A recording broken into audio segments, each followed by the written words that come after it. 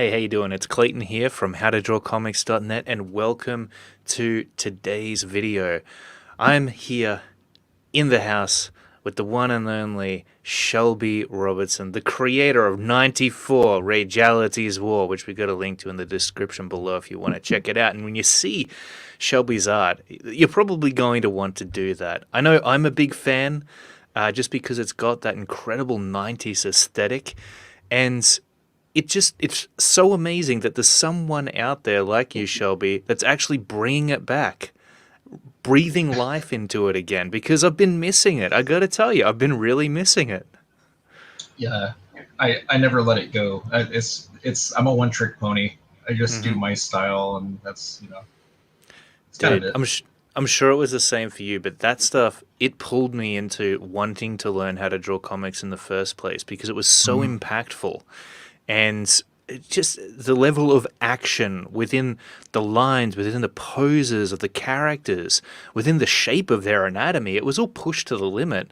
But I think that's what comics were always supposed to be, is something that was much larger than life, not just in terms of the characters themselves and the stories that they took part in, but their visual representation. And, combine the colors with that and the awesome inking, that intricate rendering, and you've just got a recipe for success. And I guess in the 90s, they really did Yeah, see that success. Comic books were at their height back then. How do you, because you've been in the industry for a fair while now, what, like 25 years? yeah, yeah.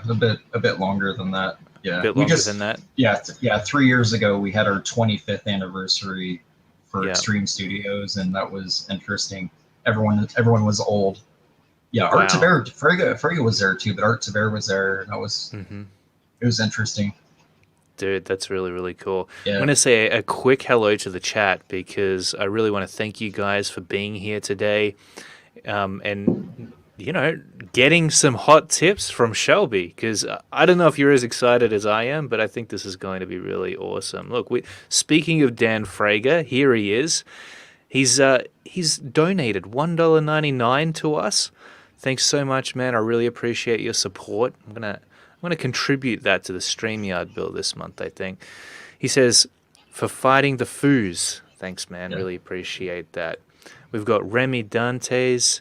Yeah, he's surprised that you're a metalhead, but yeah, I mean, is that true? Are you a metalhead? You into some rock and roll? I'm into a lot of stuff. Yeah, I saw you had mentioned If I'm French. This is like a prog rock metal band. Yeah, I do Yeah. love them. Oh, awesome. That's really, Yeah, really cool. We've got Ian, Martin, Lucas, Chris Cranham, as always, one of our biggest fans and most regular watchers. Thanks so much for being here, Chris. NTM Comics, Hockey, uh, Ian again. We've got Rich. So many wonderful people in here. Sketchbud, Sylvain, thank you so, so much. Now, for the first time, I actually sent out an email to my HGDC list to let you guys know about these wonderful interviews that we have because they just have so much value to offer within them. And you don't have to pay anything to watch them, and they're just really good stuff. And these wonderful guests come on and donate their time to tell us about their experiences and their methods and their techniques and approach to comic book art. So I thought, well, why haven't I been doing this all along? Why haven't I been telling the people who want to know how to draw comics that I'm having interviews with people who know this stuff, who are yeah, veterans essentially? I've got to figure after more than 25 years you're considered a veteran, right? yeah. I'm not really sure how that works. Is this Me either. Major League Baseball rules, or hmm do you guys get Yep. baseball over there? Do you watch any American sports, or do you only watch Um, like? I don't know if we get baseball. Look, I'm not a sporty guy. I know that people are really into football over here, but I think football here is different to football over there in the States. So, Mm, yeah, we got our terms mixed up. We use different words for different things over here in Australia. You probably think we're all foos, so as Dan Frager would call them. I Anyway, think man. I think Frege was referring to the Foo Fighters, is what I believe he Oh, was oh, referring. okay. There Yeah, you go. See, I'm slow. You've already figured out that I'm a slow kind of guy. just a Uh, hunch. Big hello to Corey as well. Thanks so much for being here, bro. So, Shelby, talk a little bit about how you got into making comics in the first place. Is this just a passion that you had from the moment you were born? You know, you're a kid drawing comics. I know I was. I was watching cartoons on the TV, you know, and I just draw them for some reason. I would separate them out into panels and try to tell a sequential story. Found that stuff inspiring. Were you a little bit the same? I think I was always destined to be a pinup artist. Honestly, Mm-hmm. I wasn't Oh, interested right. in the panels. Yeah, I could Yeah. care less about stories. Mm-hmm. Yeah, my thing growing up, I would watch a lot of where I grew up. They had this thing called Creature Feature on Saturdays, and I would watch Yeah. early Godzilla movies, movies like The Fog, Mm-hmm. early horror stuff. Nice. So Dude, I love that stuff. Still to this day. Sadly, I'm only discovering some of them now at the age of mm, 30, and I'm going back to the 80s. So I'm guessing you grew up in a very wonderful time, right when comic books were getting great, right when movies were already pretty damn awesome. How do you feel about the way in which the industry has actually gone in recent times? It's very, very different. You can say that there are aspects of it that ooh, people enjoy, other aspects that are kind of we just miss because they're not there anymore. there's there's a few diamonds in the rough right now. There's a Hmm. few, um, but Mm-hmm. definitely harder to find the good stuff. Um, but I Mm. know, like for myself, growing up, um, animated series were like a big deal to me. I Yep. was really into uh, cartoons like the first two seasons of Transformers was pretty awesome, and then pretty much GI Joe the movie, and Transformers the Mm-hmm. movie. When those came out, those blew my my brain Mm-hmm. when I was younger. And then later on, I had a friend in junior high he introduced me to a lot of the music I grew up on, and also he would get bootleg VHS copies of like different animes that we didn't have here yet, Mm-hmm. like Akira. He had a bootleg of Akira, and I don't remember seeing it getting distributed in the states for like till high school after that. But this Oh, was that's like sixth or awesome. seventh grade when I Yep. saw that, and that movie was insane. I was like, oh, it's like if Disney made good movies. Like that's kind of how I Yeah. felt about it because the quality was like way up here. So, Cool. and then like Pat Labor and Appleseed, and it kind of went into that as far as Mm-hmm. like cool cartoons. Yeah, Yep. but comics and stuff, it was mainly like early '80s stuff. I would get it Mm-hmm. for free. I used to go to this hair. He was an old military. I don't want to say hairstylist, so barber, Mm-hmm. and my mom would bring me there. And if I was good, he would let you take a comic home. And he had this giant stack in the corner of comics that he had subscriptions to. That's really So awesome. that's where I was introduced to books like Shogun Warriors and Micronauts Mm-hmm. and the Marvel Godzilla comics that were horrible, but when I was younger, I thought they were cool. Ah, that's so awesome. Yeah. Yeah, I remember when I was a kid, because in Australia we didn't really have easy access to Marvel comics and DC comics. I know that probably sounds really crazy and surprising for you No, guys over in the it seems States, like you but still don't. It seems like you still don't. After talking to like Bancroft and Rob, it seems mm, like a lot of the stuff is like you're just now getting a lot of the reprint stuff and that.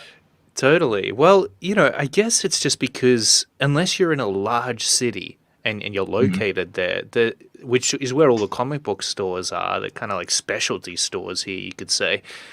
You're just not going to find it. The best you're going to find is the Phantom, which luckily I was a really big fan of. But I remember my first introduction into Image Comics and all of the great stuff that Todd McFarlane and Rob Mhm. Liefeld and Mark Silvestri, Jim Lee were doing was at this country market that I went to as a kid.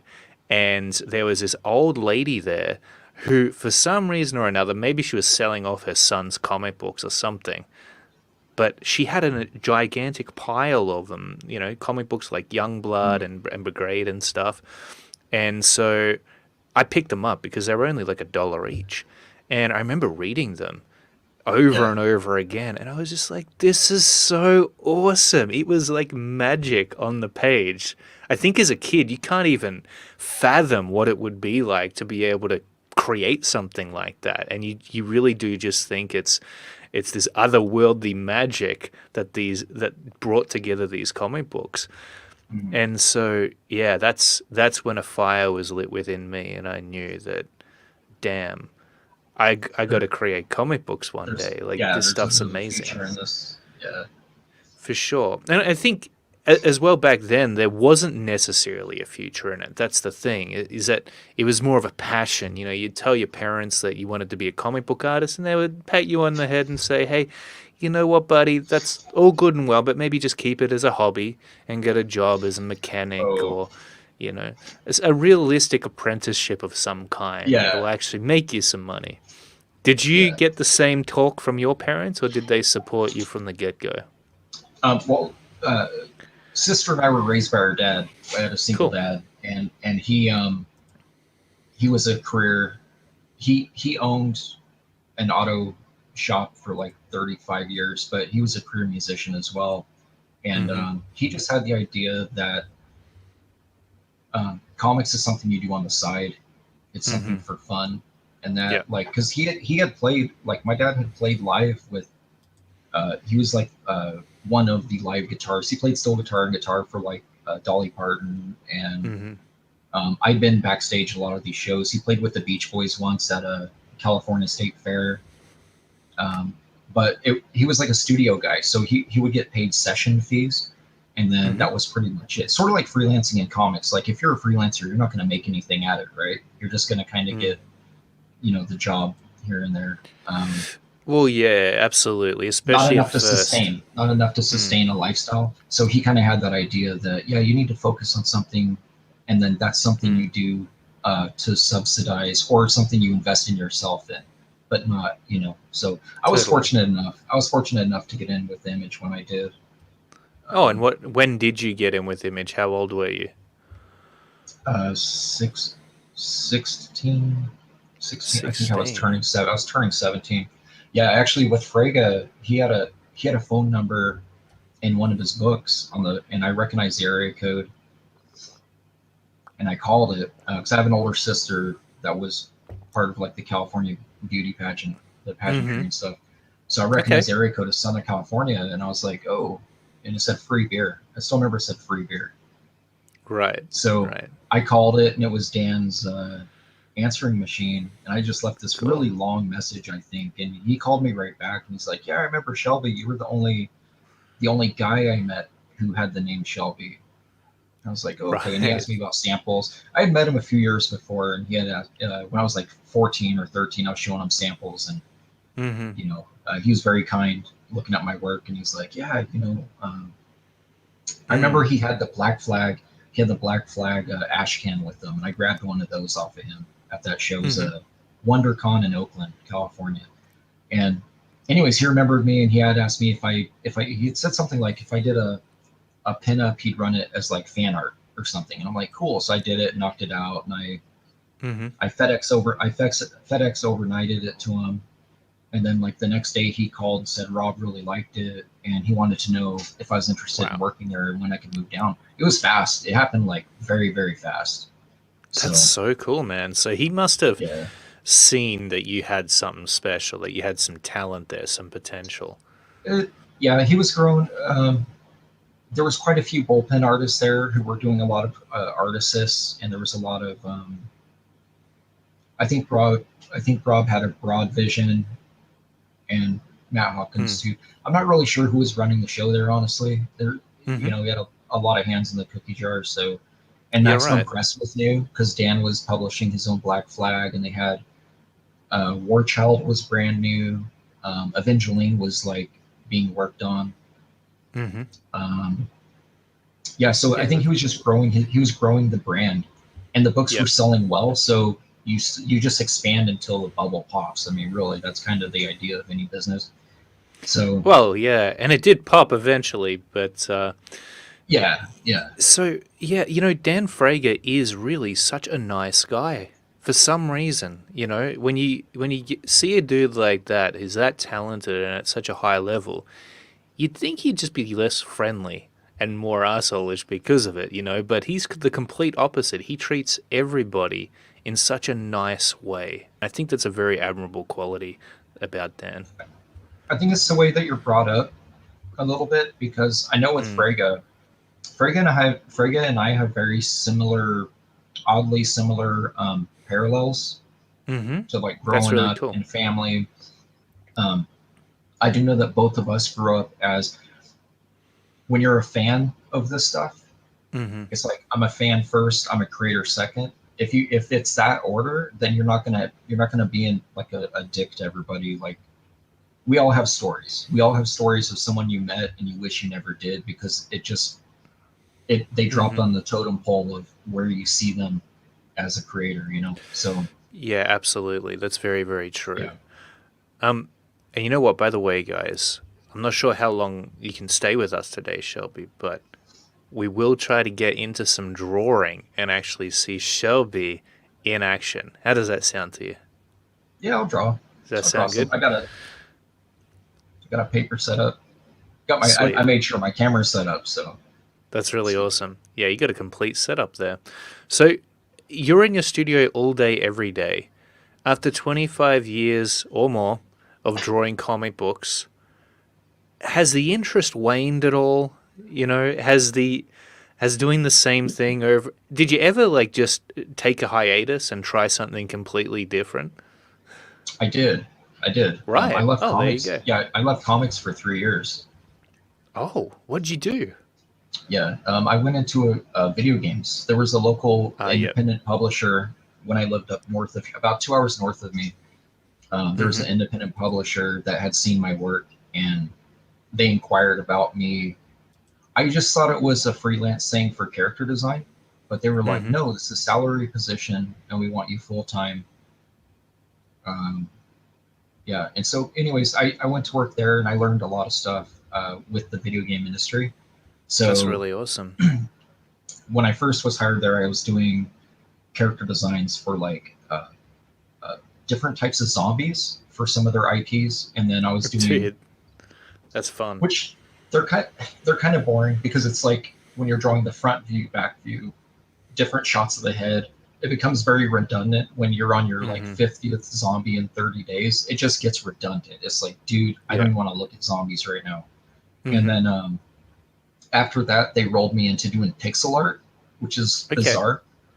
So I was doing little things like icons for games, like when you would power Mm-hmm. up an item and stuff, there was the icon that it would flip into. So I That's wasn't really cool. behind programming. I was just doing. They're like, hey, we need it to be 16 by 16. We need a shield with a battle axe Mm-hmm. crisscrossed with a sword. And so they would kind of just tell me what they needed, and then they would tell me the color scheme. So I was doing some pixel art, and then we moved into we were doing assets that they were selling to other companies. So like I worked on trees and rocks and stuff that landed into Mm-hmm. I think Assassin's Creed. There was a few other Oh, games wow. that they landed in. Yeah, That's really so awesome. indirectly, a lot of our work because we were a studio of three. There was three artists in there. A lot of the assets we created ended up in other properties, but the Gotcha. companies that they profiteered on it because they were like, well, X number of hours were spent, and if we sell this, just a grip of like low poly and medium poly and a few high Mm-hmm. poly models for Mm-hmm. 90,000, 70,000 for this one. It was like that was a year and a half of our work. So Damn. it was just they were making bank. And a lot Hell of yeah, companies man. operate that way. A lot of companies operate in gaming. In gaming, they do. Yeah. Yeah. Yeah. Funnily enough, man, I know exactly what you're talking about. And I hear all those terms. I recognize them because I worked in the video game industry for a little while here in Australia. And it was really fun. But what was interesting is that I realized if you've got the skill to draw comic books, what is amazing is that that can travel over into so many other different industries throughout entertainment, whether that be the movie industry, the video game industry. Um, what else? Oh, music probably. Storyboarding, illustration, whatever it is. Anything. Because Yeah. if you know how to draw comic books, you can draw freaking anything. That is literally your job as a comic book artist. Yeah. Draw it all. So, And that's actually one reason why I color my own work right now too. oh, Um, nice. by not by my own hand, but there was a point where the outside of our building, it said medical Hmm. supplies. Okay. Yep. And the reason they did that is because headhunters are a really big deal in the gaming industry. And they would actually track down companies, walk inside, and give cash offers and cash advances to programmers to make them leave right then. Like, hey, come work Wow. on our game.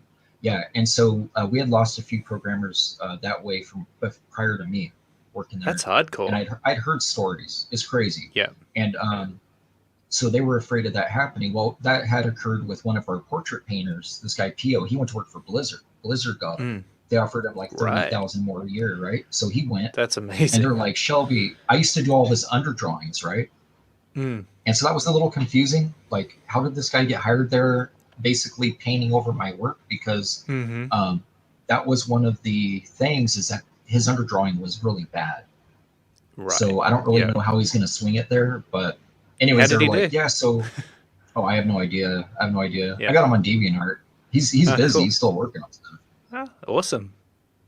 Um, Yeah.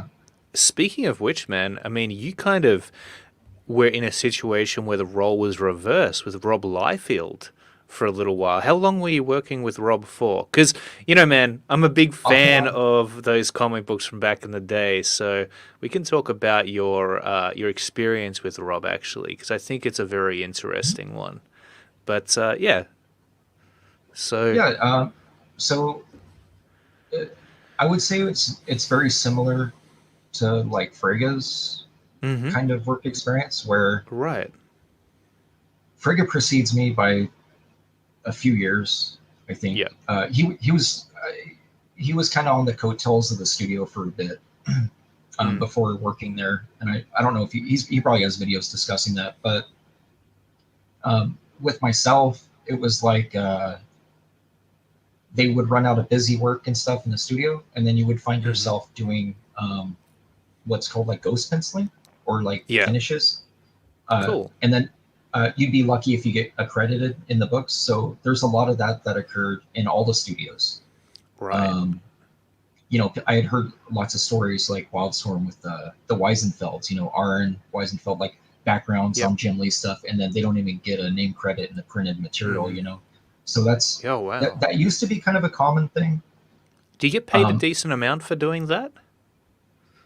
uh, I think it depends on who you are and what you're doing. Right. Like, yeah, because there was times like I was getting paid more, which is funny. I was getting paid more on the Deadpool book that I did with Rob. It was a 100-page book. I got paid more a page on that than I was making on books that were selling six figures in sales, Wow. right? Per page. So like for doing ink finishes on the one, paid more than doing a full start to finish page on other books that out. So it's really bizarre. So I'm not really sure That's crazy. how Was this that works. because it was different companies or just projects that had I think he higher? just needed someone. I think he needed Right. someone. They might have had a higher budget. Yeah, Gotcha. but I see. yeah, Well, that's with pretty Rob cool, man. off and on for over 20 years, Yeah. off and on. Yeah, Yeah. And but it's and been a over while. that time, how was your relationship with Rob? I'm sure it started out nice and civil. How was he to communicate with? Is he a polite guy? I feel like he can be a bit crazy sometimes. He Like I was so I'll tell you my interpretation of him when he yeah. hired me was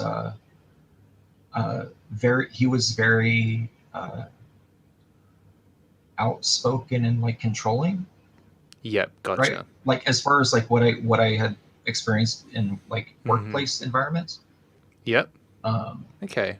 and not very. I wouldn't say he was kind. He was very business driven, but very like Mhm. self aware, like what he needed to do to stay at top, and he would do anything to stay at the top as much as he could do, whatever it kind of took for his own namesake. Mhm. Awesome. That's what that's kind of why I think that all these books had his covers, like with himself. Like the interior artist really didn't get him a whole lot of cover love until like two or three Right. books deep. You know what I'm saying? Like, so Getcha. that Yep. I don't really know. Yeah, I don't know. But at some point, I think he kind of flipped. Mhm. I see. Well, Yeah, it I looks think he like, flipped, man. and Yeah, go ahead. He well, I flipped. was just gonna say he when he had to start dealing with fans directly, Yeah. um, and comics. really the floor fell out from underneath the comics in general.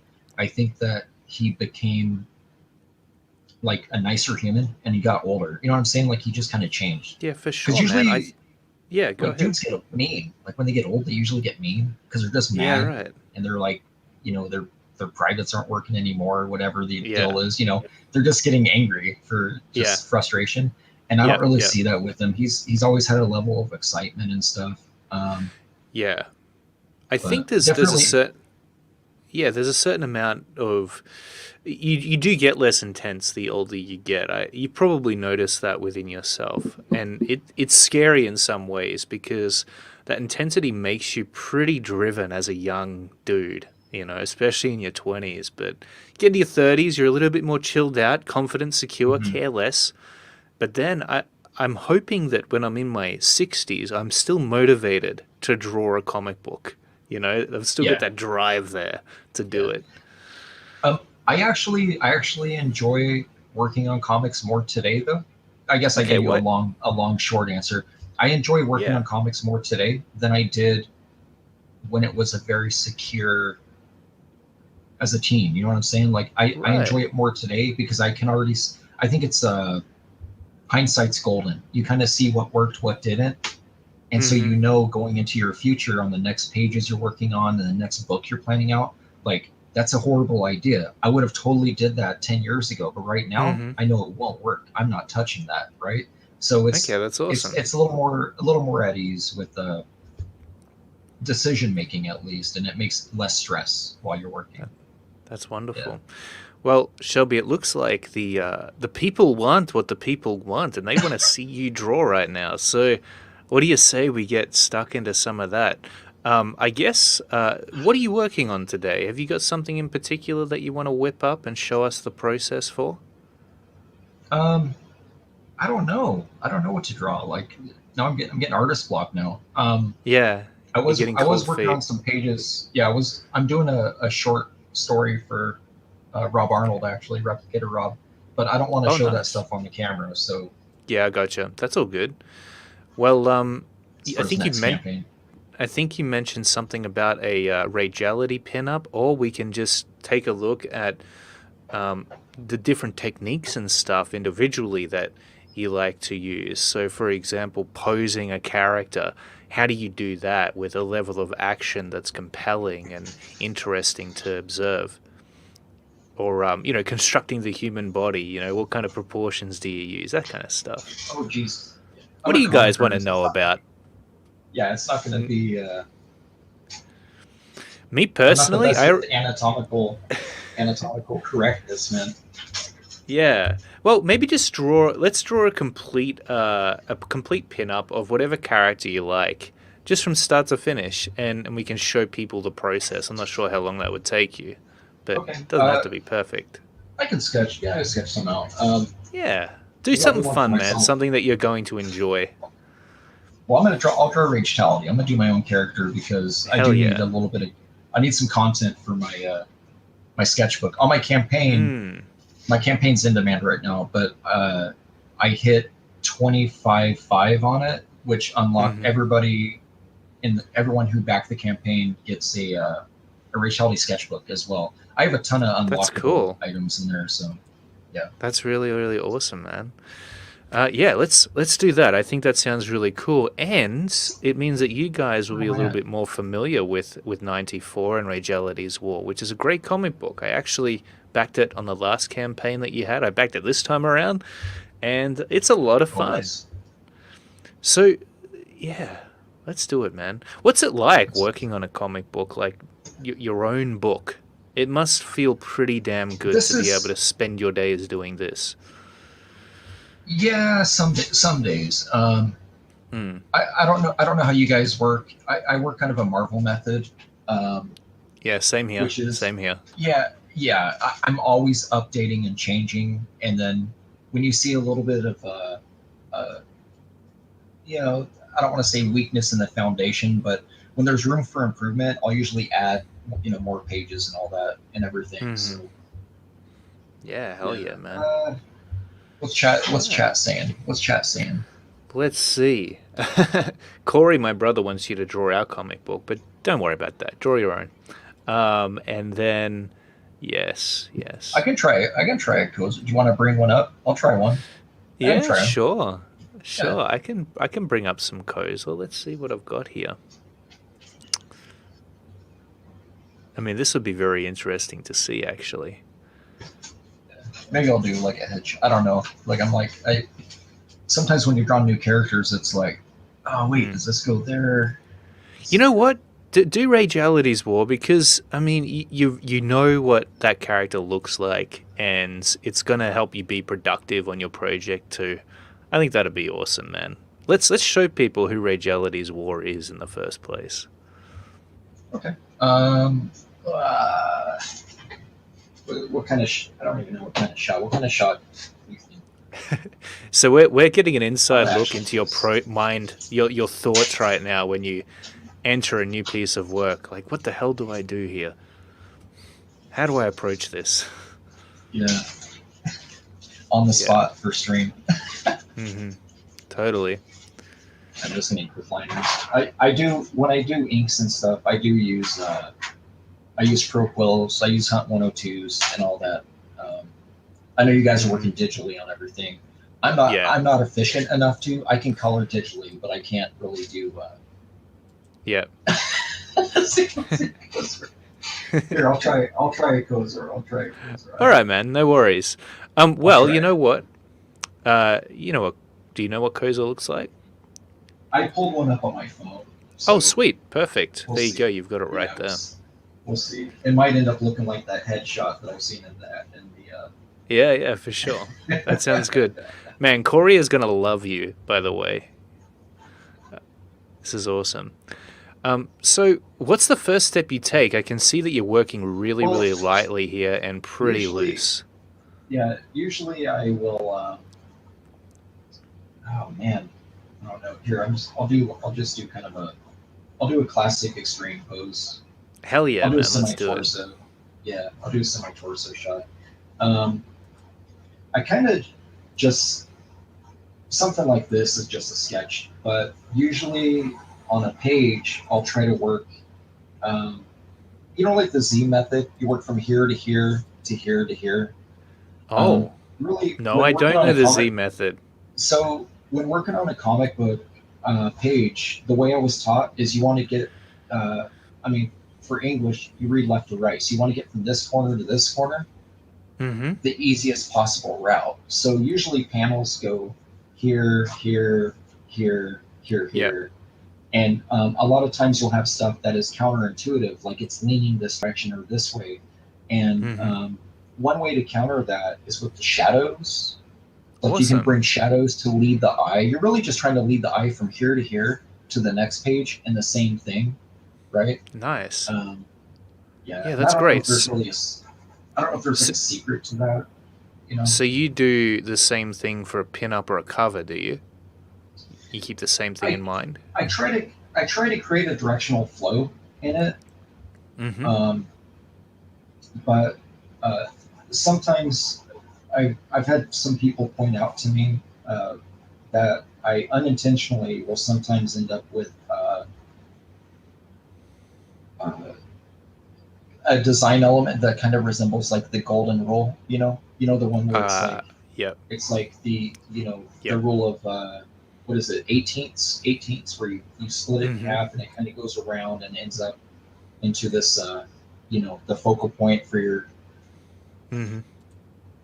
So I don't know if that has to do with people's lizard brains or whatnot. It could do. It could do. There's definitely a very hardwired way in which we interpret everything we see, whether it be art, whether it be reality. And I think it's, a lot of what we learn in comic book art is just imitating reality. And when we try to create a reaction within people, when we try to have them engage with what it is we're showing them, it's important to make sure we take full advantage of those things that occur in reality that have an effect on us when we look at a piece of art. So, as an example, when we look at a face, what's the first thing we look at? It's the eyes, whether it be in a Right. comic book or whether it be in reality. Hopefully, you're looking at people's eyes when you're talking to them anyway.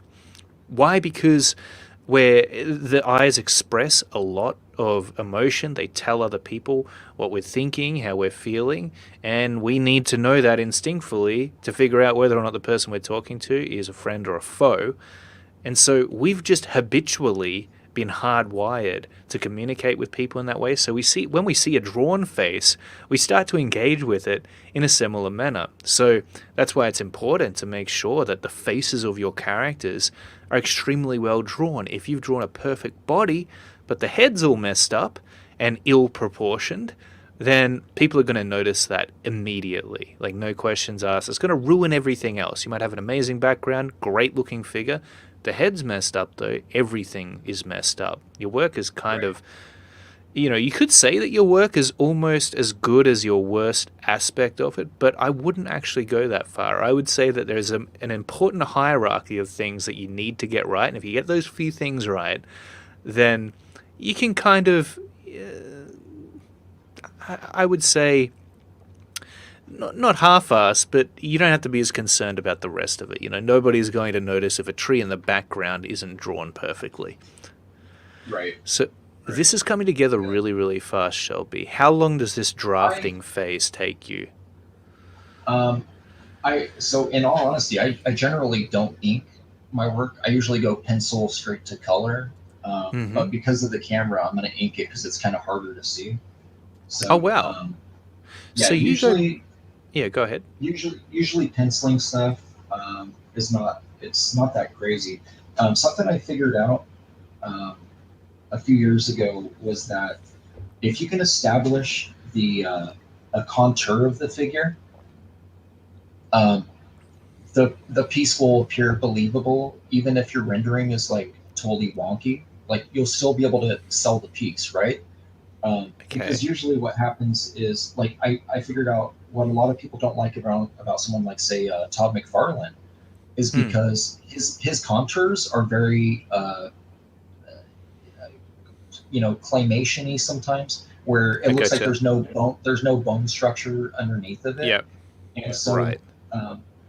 So if you can establish a basic contour, like, which is just the outline shape of the entire piece, right, and then on multiple characters, you work multiples of them, then it's easier to sell the piece to people as far as being readable, the legibility of it. So yeah, right. So it's kind of almost like a silhouette that you're establishing that catches people's eye. Yeah, kind of. Yeah, I think one thing about you have a lot of detail in this character. Oh, I'm yeah, I know. Muscles, and I'm like, oh wait, he's tricked out with all this armor. That's cool. Well, dude, I know. I'm just not doing the outlines at all. You know what? Imagine drawing that design multiple panels over, because that's what I'm doing right now on Kozor, and it's like, it looks really cool, but damn, all of Corey's characters are so complex with their design, and I'm starting to realize why characters like Batman and Superman all kind of look the same and they're dressed in skin-tight tights. Right.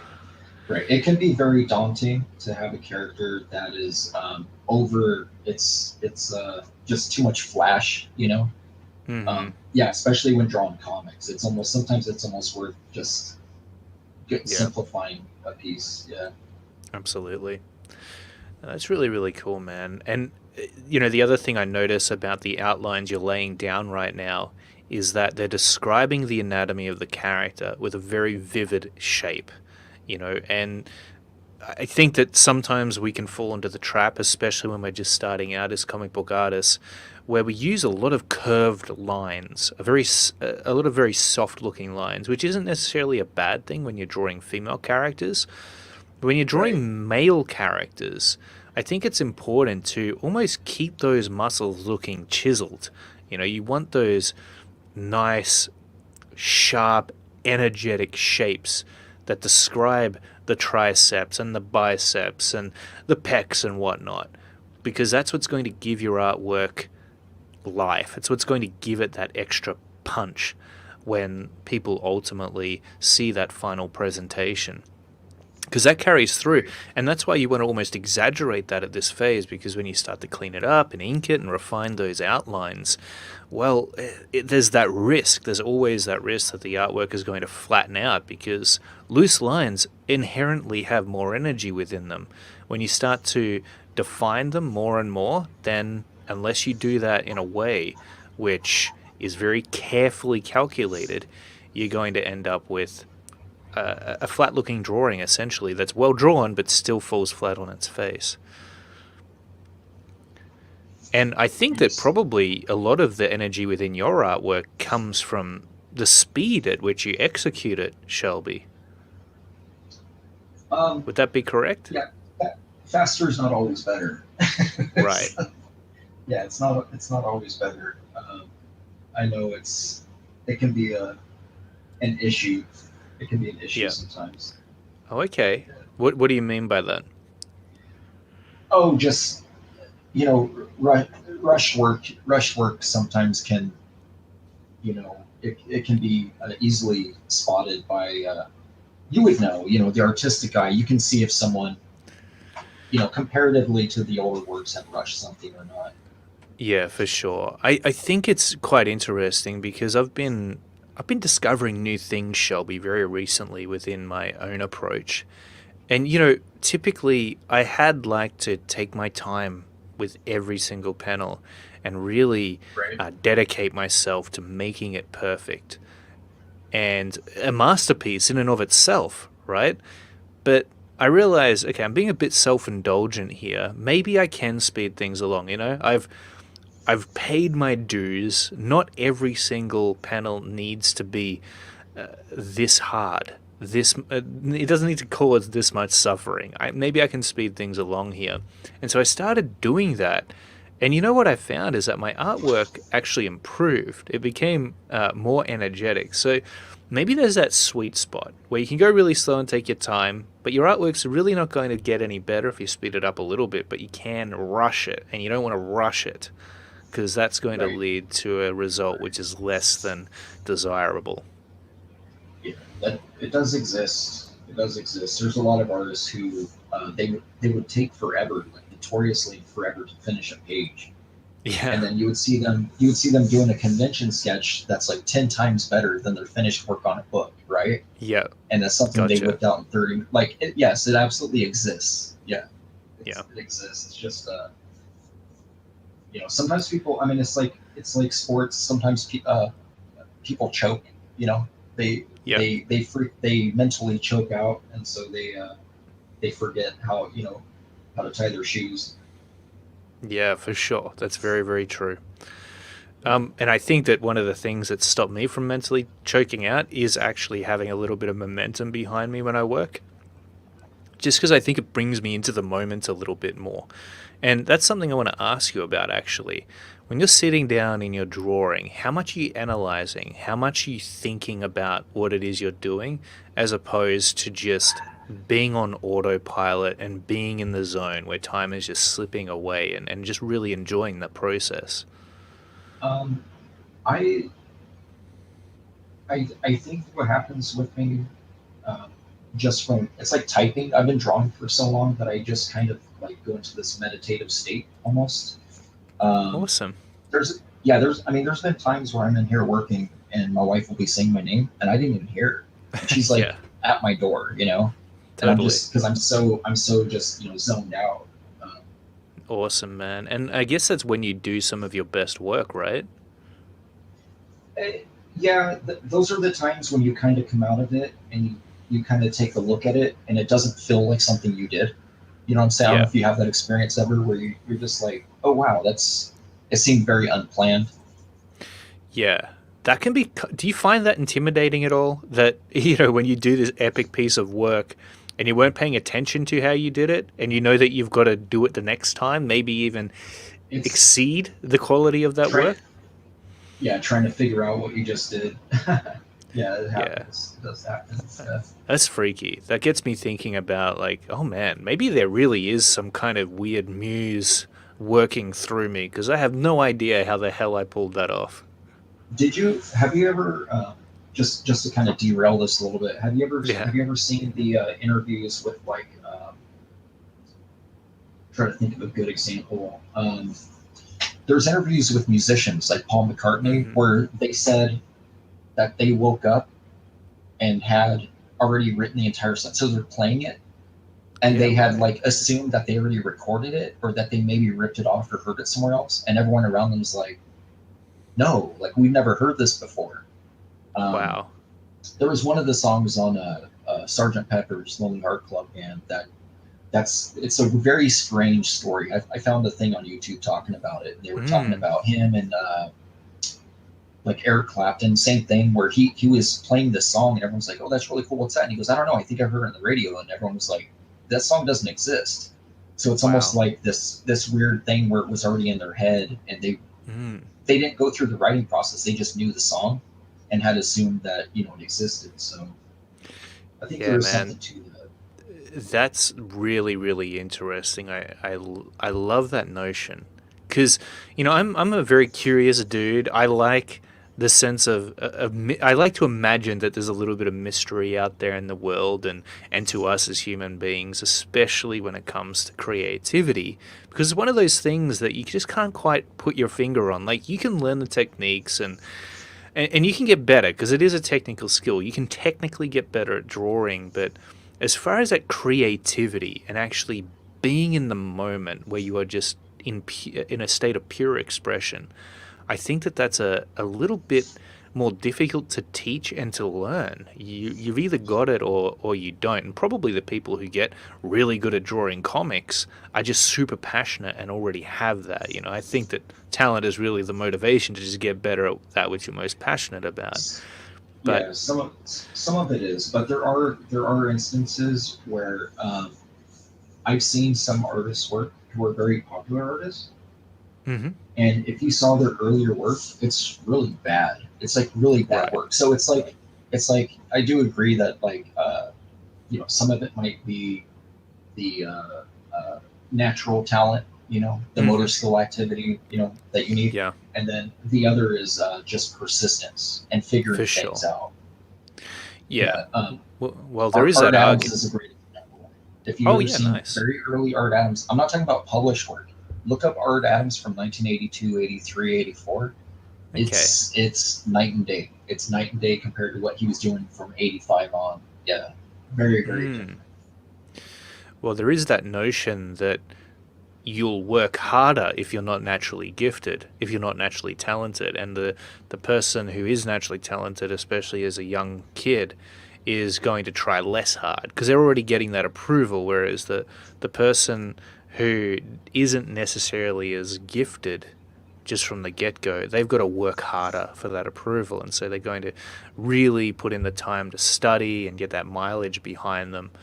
And in some cases, maybe even get better than the person who was naturally gifted in the first place. So there's definitely, different sides to this coin, but ultimately it is all the same coin. So Right. I think what we can definitely determine is the fact that if you're passionate about this and you really want to get good at it and you're prepared to do what it takes, then you can.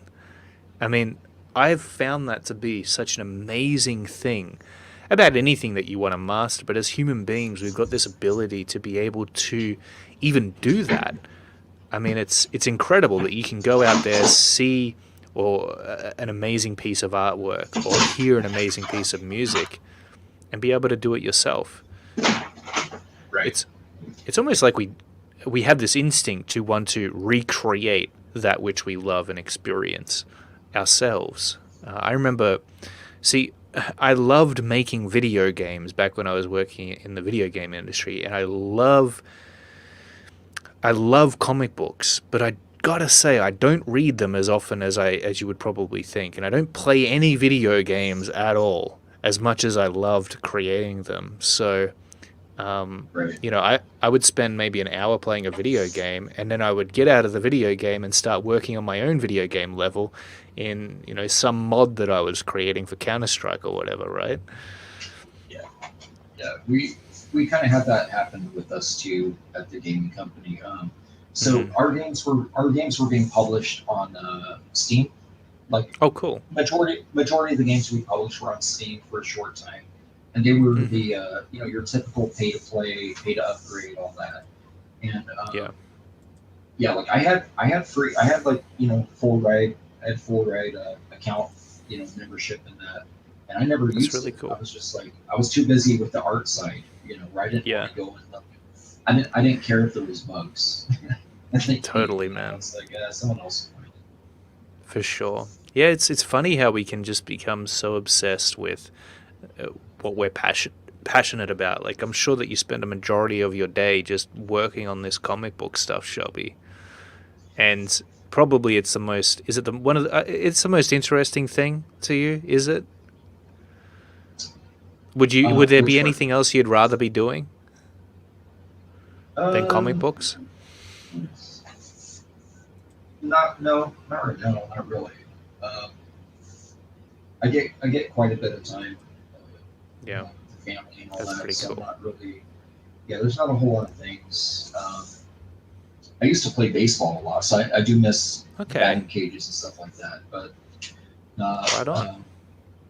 yeah, it's been a while. For my birthday, we went to batting cages on my birthday last year. Mm-hmm. It's super So cool. yeah, So this is coming together really well. You've jumped into the inking and you're working right over the top it's of that just loose drawing.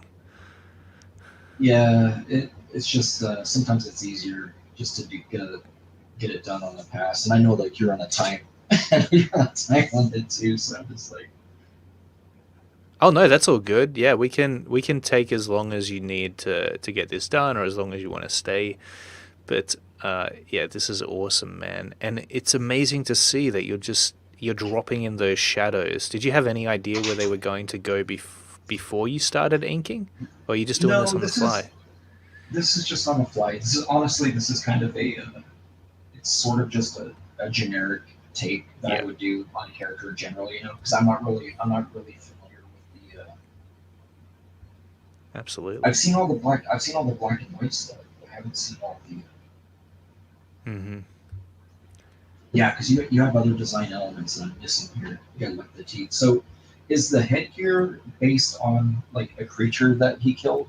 Is that Yeah, what this is? totally. So he's basically Leatherface if you think about it, cause and he's Okay. wearing the face of an enemy that he slaughtered in battle. I guess to show the rest of the other warriors that he comes up against that he means business. So yeah, it's kind of a mask that's fashioned out of the face skin of a foe that he has battled against. So that honestly that didn't click with me until I zoomed in on this. I got this I got this one right here opened up, trying to look at it. Yeah, I'm like, cool, oh, cool. this okay. That That's because awesome. the shots that are pulled away, you can't really see Yeah, that for easily. sure. No, I totally get that. So I got some other questions as well that some Yeah, of yeah. our wonderful audience have sent in. So the first one I want to ask you is, do you think 90s style comic books are the new theme for most independent GoFundMe comics? What do you think about that? I think Uh, that's a very interesting take. I I'm seeing a few of them pop up. Hmm. Um, I'll take some credit as an innovator of that, only because the first book I did for '94 was in 2014. So Cool. it was a thing that I was doing for myself for my own personal 20th anniversary, I guess you call it. My wife talked Mm-hmm. me. She goes, "You should do something that's a throwback to like when you started." And I That's was like, "Yeah, awesome. if I do." Well, I was thinking, I was like, if I do, it's gonna have to be something that kind of meta. It kind of makes fun of that era because you can't. '90s books don't really work today, So it has to be Yeah. something that's more in the realm of like a Deadpool type idea. So Yeah. So uh, when you say that they don't work, why do you think that they don't work? What do you mean when you say that? in the same way that uh, Mortal Kombat One isn't really fun to play. I guess that's the Right. easiest way I can say it. The Yeah. ideas are strong. The ideas are strong. It's the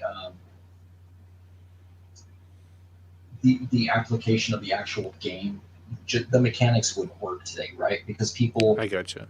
we've leveled up so many degrees that Yeah. you kind of need to utilize that. So um, I guess Hmm. I'm saying fashion forwardness is kind of necessary on comics.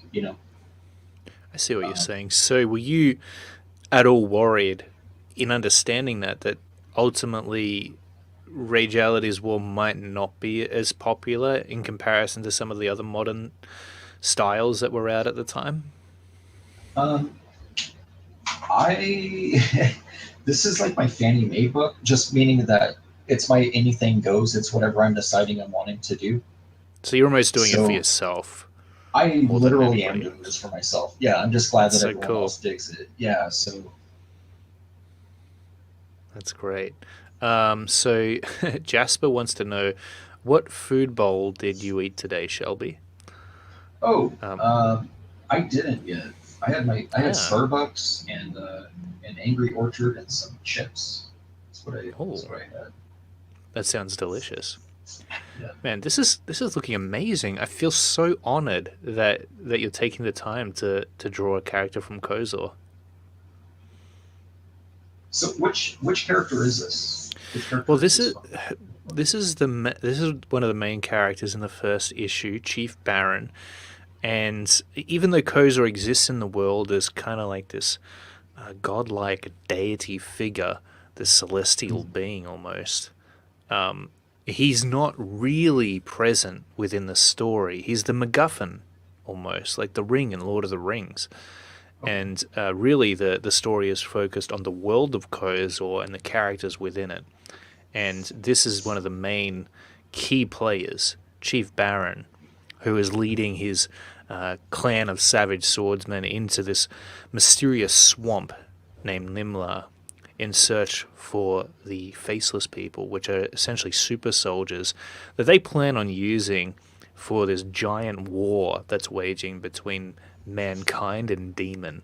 So it's a lot of fun, and it's really cool to draw. Obviously, we took a lot of inspiration from Berserk and Dark Souls, The Witcher. Corey's a big fan of The Witcher, Oh, and nice. we see the other thing is, I think that going back to what you were saying about how certain fashion trends have occurred throughout the history of comic books, some have stayed, some have gone. We started looking back even further than the 90s and maybe even the 80s at the artwork of John Buscema and Alfredo Alcala on Uh, titles like Savage Conan. And there was also another one that oh, those were yeah, yeah, those were there was so good. they were So amazing. sorry to be talking over you, but No, go ahead. I really think that here I'm going to show you this book real quick. I Yeah, think yeah, do it. that Silvestri, everyone thinks Silvestri is like innovating with this style right here, right? Yeah, But this is very obviously like at first when I saw this, I was like, oh, he's going for like a Franklin Booth look.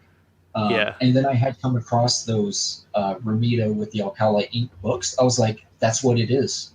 yeah, man. That's literally what his influence is on this. Yeah. So It's amazing, and I love really that Mark Silvestri has gone back and started to push his style more in that direction. yeah, Because when I look at comic books like that, I go, man, that's when it was a master art form. That's when every single panel was, it could have been a cover in and of itself. And right, I am right. just gobsmacked by the level of craftsmanship that those comic books were illustrated with. There's another one that Alfredo Alcala did as well, which I managed to get my hands on, called Volta, which was just, Mm, it was on a yeah, whole other level. This book, man, it was absolutely crazy. And so we started looking at that, and we're like, I don't know, maybe we just like challenging ourselves to the nth degree, but I know if I get too comfortable with my art style for too long, I just have this natural tendency to want to learn something new and push it in outward into another direction, explore something that I haven't yet explored within my art. And definitely there was a lot to get into when I was taking a look at Alfredo Alcala's work, and John Buscema's as well. And being fantasy based, of course, that clicked super well with the dark fantasy medieval horror that we wanted to incorporate within Kozor, and also Borok, our other spin off to Kozor. And Uh, I feel like we've really nailed a beautiful style that. And again, just it, like you were saying about yeah, Silvestri, I it think looks some good. people will go, man, that that's different, but it's actually not. It's actually older than probably some It's people realize. it's because fans today are too young to remember it. Like, unless you're an artist seeking it out, you're not going to know the source material, right? Hmm. And so I think Yeah, that has a lot exactly. to do with it. And you're not seeing a lot of reprints of that stuff either. Um, Hmm. No, a it's lot it's of kind of hard the to get the your sec- hands on. yeah, the Savage Sword of Conan stuff. The reprints that do exist are really expensive. Um, so I think it's because they're out of print. They came out in like 2014, 2015, I think. Um, Hmm. so yeah, that has a lot to do with it too. And That's sometimes awesome. too, people don't. Uh, when they're looking at that stuff, they're not seeing it because it doesn't have those sweet digital colors underneath of it and all that, right? To really sell the image, they just see the black and white, so they're like, "Oh, that looks okay." But the minute you throw some nice colors over top of it, then people are like, "Oh, wow, that's awesome." You know, Yeah. Yeah, absolutely. I mean, that's definitely one area that I'm a little like I'm torn on because when you've got crazy, insanely intricate artwork, it's difficult to know exactly what style of coloring to go for over the top of that, and what's going to suit it most, because really when you're looking at Alfredo Alcala's work, it's like that was just meant to be line art. That's why it looked the way it did, because there was no color really to actually place on top of that line work. But these days it's kind of different. So I have a big respect for line art, but I also know that there's a way in which we can use color to complement and bring it to an even higher level. It's just figuring out the style, what's going to work well with it. Big yeah, hello to Jimmy Reyes and John Malin, by the way. Some awesome creators that are out there with fantastic books that they've created. In fact, I think John Malin is launching a brand new project, Godlike, in August, possibly August 1. I might have that wrong, but I'm really looking forward to that. Another creator who's bringing back that 90s, just that hint of 90s flavor. yeah. It's definitely becoming a little bit of a fad. You know what it is? It's the nostalgia factor, right? Yeah, for sure, Um, and for it sure. just reminds people of what it is really is. It's the trash. I hate to say it's the trash on the shelves that's making you miss the good times, right? So it's Yeah. because there is a lot of stuff out there that's Mm. pretty cringeworthy. Stuff that a decade ago wouldn't have never been greenlit. You know what I'm saying? So it's just the state of the industry right now for Hmm. the mainstream industry. The indies are killing it, in my opinion. I think Oh independent yeah. creators they're showing what they're practicing what they preach. They're doing books that they want to see the big companies doing. You know, Yeah, exactly. I mean, it's like so be the change. Be the change that you want to see when it comes to these comic books. And that's what I right. really respect about the community that we're all part of here, is that, you know, as creators, we're not just talking about it, we're actually doing it. And I love to see that. It just excites me every time I think about it, when I think about your project and, John Malin's and Jimmy's and, you know, all the other, Rob Arnold and all the other amazing projects that are out there. It's like these creators are responsible for the rise of a whole new industry, a breath of fresh air that hasn't been seen before. And they're seeing a lot of success from it. And with that success, comes growth. Hopefully, those creators who are smart are reinvesting whatever they make from these crowdfunding campaigns into making more comic books that people love and serving their fans. I think that what this is going to birth is a whole new era of iconic superhero characters, because we've all got the ability to create our own audiences these days and to build one around the independent properties that we're creating here. It's so exciting, man. Yeah, and I think I think everyone's in the same boat for the most part with the visibility. I think the visibility is the challenge right now Hmm. because um, we're not the target audience for a lot of people's product is just not seen. I have friends who still collect monthlies, and Hmm. they don't visit crowdfunding sites at all. Like they don't know all the cool stuff, and so Yeah, it's like I'm pointing stuff out to them, but that is yeah, another right. it's another conversation, I guess. But Yeah, that's quite interesting. I'm curious to know where do you think that'll go? Do you think more people will become aware of it? I guess you could say that regular comic book readers who aren't necessarily tuning I into this don't stuff on YouTube. I yeah I don't see anyone putting it in their face, and I think that's the issue. Is that it's not regularly in their face. It's like advertising, right? Like Hmm.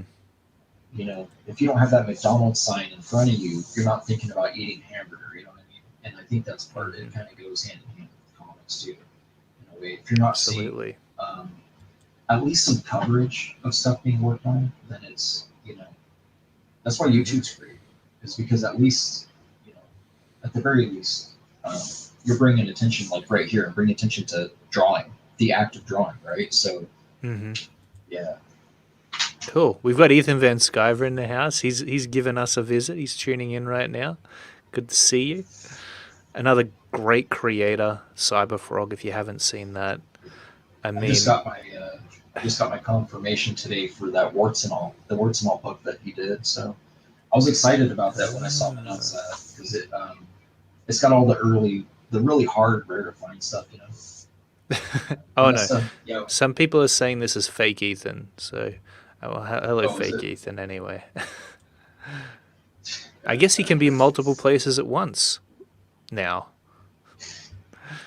But yeah. So you were saying that you recently got. I just got the Uh, delivery. I just got that's the great. email update on it. Yeah, but yeah, there's That's certain really things really that awesome, man. I'm really I love hoping. that. I'm really hoping he gets the Del Keown. I really hope there's an omnibus for the Keown, the hit Hmm. books. Um, yeah, when those were, I don't know if you're able to get those over there, but in the states. They're hard to find, so I don't know how easy it is for you Hmm.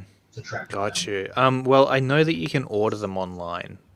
Anything that we want from America. The great thing about the internet is we can get our hands on it. So that's really really awesome, and it makes me happy. But yeah, man. And I think in general, comics have become more popular here in Australia over time. There's a little bit more of a culture. We had our own Comic Con. I'm not sure if that's still going. We've got a few different events for geeks and comic book nerds and whatnot that I've never really attended. To be honest with you, people are always like, Clayton, you got to go to these things, but I'm just so apprehensive sometimes. I think I get a bit of imposter syndrome where I'm like, dude, I don't want to go to some convention and draw in front of people. Screw that. Right? Yeah, Yeah. it's. I was doing a bunch of shows. I'm pretty much done with them now. Yeah, gotcha. With our schedule in the household, that Mm. it's just too chaotic. It's too chaotic. I'm like, I'll just focus on books for now. But there was a point. I'm not gonna lie. There was a point 2, 3 years ago where I was hitting like 30 to 40 shows a year, Hmm. which basically Wow. is almost every single weekend, right? That's So insane, dude. So, how did yeah, you keep up with that? You must have been exhausted. we just I don't know. We just made it work. Um, my my wife had gotten her, she got her her master's this year, so she was doing a lot of online classes with the college. Nice. Um, Oh well, congratulations. That's fantastic. yeah, so she was able to work that, and then yeah, I did cut back though. She started having a lot more classes in person, so Hmm. Man, that's yeah, that kind wonderful. of that changed it up a little bit. Man, I gotta say that this is looking so good. I can't believe my eyes as this comes I together. I don't know what I'm doing right. I'm talking and I'm looking. I'm like, I think I messed that up. I'm not really sure what's going on here. What do you think you messed up, man? It looks so cool. It looks great. But I guess, you're looking at this with a completely different set of eyes to what I am, and I have no idea what you consider a mistake. So so when I'm going to tell you when I was like 13 years old, 12 or 13, um, I buddies and I we drove up to the Cow Palace in San Francisco to meet Wolf Spartaccio. Okay, so Cool. we went up there to meet Wilfs, and I think he was still working on X Factor at the time. I think, and I was showing him some of my samples. Samples, they were horrible. As a little kid, and he was like, I think he was a little frustrated with how I drew hands, because he was trying to Hmm. explain it. I wasn't really getting it. And Yeah, so he right. finally said, yeah, so he finally is like, he goes, you know what? He goes, look, he goes, okay, so he was explaining drop shadows on legs and stuff that he was telling me he's uncomfortable drawing legs that aren't shaded, I guess.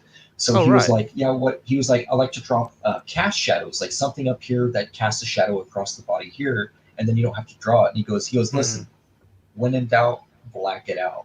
And I was like, oh, okay. So that's kind of that's like the main philosophy I stick to these days is if I'm not Yeah. sure how to draw something, yeah, I go straight, Mignola on it. I drop heavy shadows on stuff, and um, Hmm. that's part Dude, of that's something so that awesome. people don't really talk about too. It's like when you're not certain how to do something, sometimes the cooler looking thing is the right thing to do. Like Mm. drop some rim lighting, drop a heavy shadow, and it looks great. Instead of just noodling it to death and then figuring out, I'm going to redraw this. This is all wrong. Yeah, for sure. Man, that's something I've been discovering myself actually, is that I love adding in shadow to my artwork because it just makes everything look so much better. And I've recently been a little bit torn actually between going for a more Michael Turnerish style that's a little cleaner Mm-hmm. and continuing on with the intensely rendered and detailed Kozor style, which you're referencing right now. Um, Right. and obviously the more detailed style is a little bit more time intensive. But since I started speeding up with it, I'm like, maybe I could pull off another comic book in this style. It's just, yeah, I've got those two distinct aesthetics to my work that it's difficult to figure out which one to go with. Do you? How many styles do you have? Do you just have this style, or have you got another one that I that you jump between? um no, I mean I kind of just draw now. Years ago, I probably shouldn't be saying this on stream. Years ago, I had a style that I was working for an independent company. I was working for Glenn Danzig years and years ago. I was working for Cool. Danzig, and I had a pen name, and I was actually I was doing inks over like Simon Bisley. Okay, so I was an inker Oh over wow. there, but I was working under a pen name, and the reason why is because my dad was a minister, and I was, I mean, dude, erotic books was like, chick spread eagle with like bats flying Yeah. out of vagina. Like it was very raunchy type work, Yep. right? Yeah. Cool. So, um, but that Yeah. style was Right. more like a in early image Jay Lee meets Hmm. Simon, very loose. And actually, it was like I would do sketches like this, and then I would ink it in rapidograph and Sharpie marker. As funny as that sounds, it got Hmm. the best look for that type of a style. I wasn't using nib or brush or any of that. And then you just go through and throw a bunch of splatter on, Yeah, areas. They would cool. just make it real gritty and all that. So That's there awesome, are man. elements. There are elements of that I kept um, with the I still like coming in with splatter and stuff here and there. Um, Hmm. it's like anything else. Everything has its place, right? Yep, for sure. So when you're looking at this come together yourself, what's causing you to make the decisions that you're making? How are your eyes wandering across the work, and how do you figure out what the next thing is that you're going to tackle as you're going through the process of, you know, Um, making progress on it? I, I, I'm just looking at my phone. I'm looking at like the details you have on this like insane cover that you that Yeah, you guys knocked out. Yeah, thanks. so I'm not really sure. I'm just trying to I'm trying not to leave any stone unturned on Yeah, these yeah, things. dude, that's really really awesome. Yeah, And so I don't know. It's gonna be off. There's no way that I'm gonna get this thing like legit. oh The way it's no, supposed it looks good. It looks amazing, dude. What are you talking about? I, it's a good place to get to when you really don't have to overanalyze and overthink this stuff anymore. And you can just, as I said, be in the moment, go with the flow, and keep that pen moving. And sooner or later, it's going to be completed. You'll be able to call it done. right. I've got another question here for you. Yeah. Um, how would so when it comes to 90s styled comic book art, how or how and or would you look to replicate this unique vibe and graphics of a 90s comic starting out as a beginner? So if you're a Uh, beginner, what's the first thing you would do to try and start getting a similar look within your own work? I mean, so I think it depends. Like specifically '90s. Yeah, let's say Uh, specifically 90s. it depends on what you want to do. Like, okay, so I would say that the house style, the house style that Extreme was doing in the '90s, today I feel like comes off a little whimsical versus the house style of Top Cow. What Hmm. would be a little more like kind of what you're describing with Mike Turner and Mark Silvestri. Silvestri is my Hmm. number one. Silvestri's that's my dude, right? So Yeah, he's uh, awesome. so even his '90s work influences me today. Whereas I don't necessarily look at I don't look at not Sam Pete. I don't look at Stephen Platt. Prophet number 5 and 6 today. I don't look at it for Hmm. inspiration. I look at it because it's fun to look at, but not because Totally. it's something I want to emulate. In the Yeah. work. So But Mark Silvestri is a bit different. You're still yeah, guided by him to an extent. yeah, yeah, he always had a fashion forwardness that I think still works today. It's like movies. Like there's certain movies that they don't age well, and there's other films that, um, I still watch RoboCop today, dude. Like Yeah, man. it's just It's a good okay, and movie. and then you look at other movies that came out at the same time, and they don't work. You know what I mean? Um, Hmm. and so I feel like what Extreme was doing back then doesn't work today unless you have a whimsical approach to the story. I guess that's what I'm trying to say. Hmm. But if you were trying to emulate something like, say, I don't know if Wildstorm really had a house style. What do you think? Wildstorm would be, like Hmm. Backlash, Wildcats, Gen 13. I mean, they have a little bit more variety Hmm. as far as like if Yeah, they were pushing it. I guess the house style almost took after the head of the studio who began the studio in the first place. Like if you look at the other titles that came out in Wildstorm, all of them have that Jim Lee aesthetic to them, as far as I could tell. Um, Yeah, yeah, absolutely.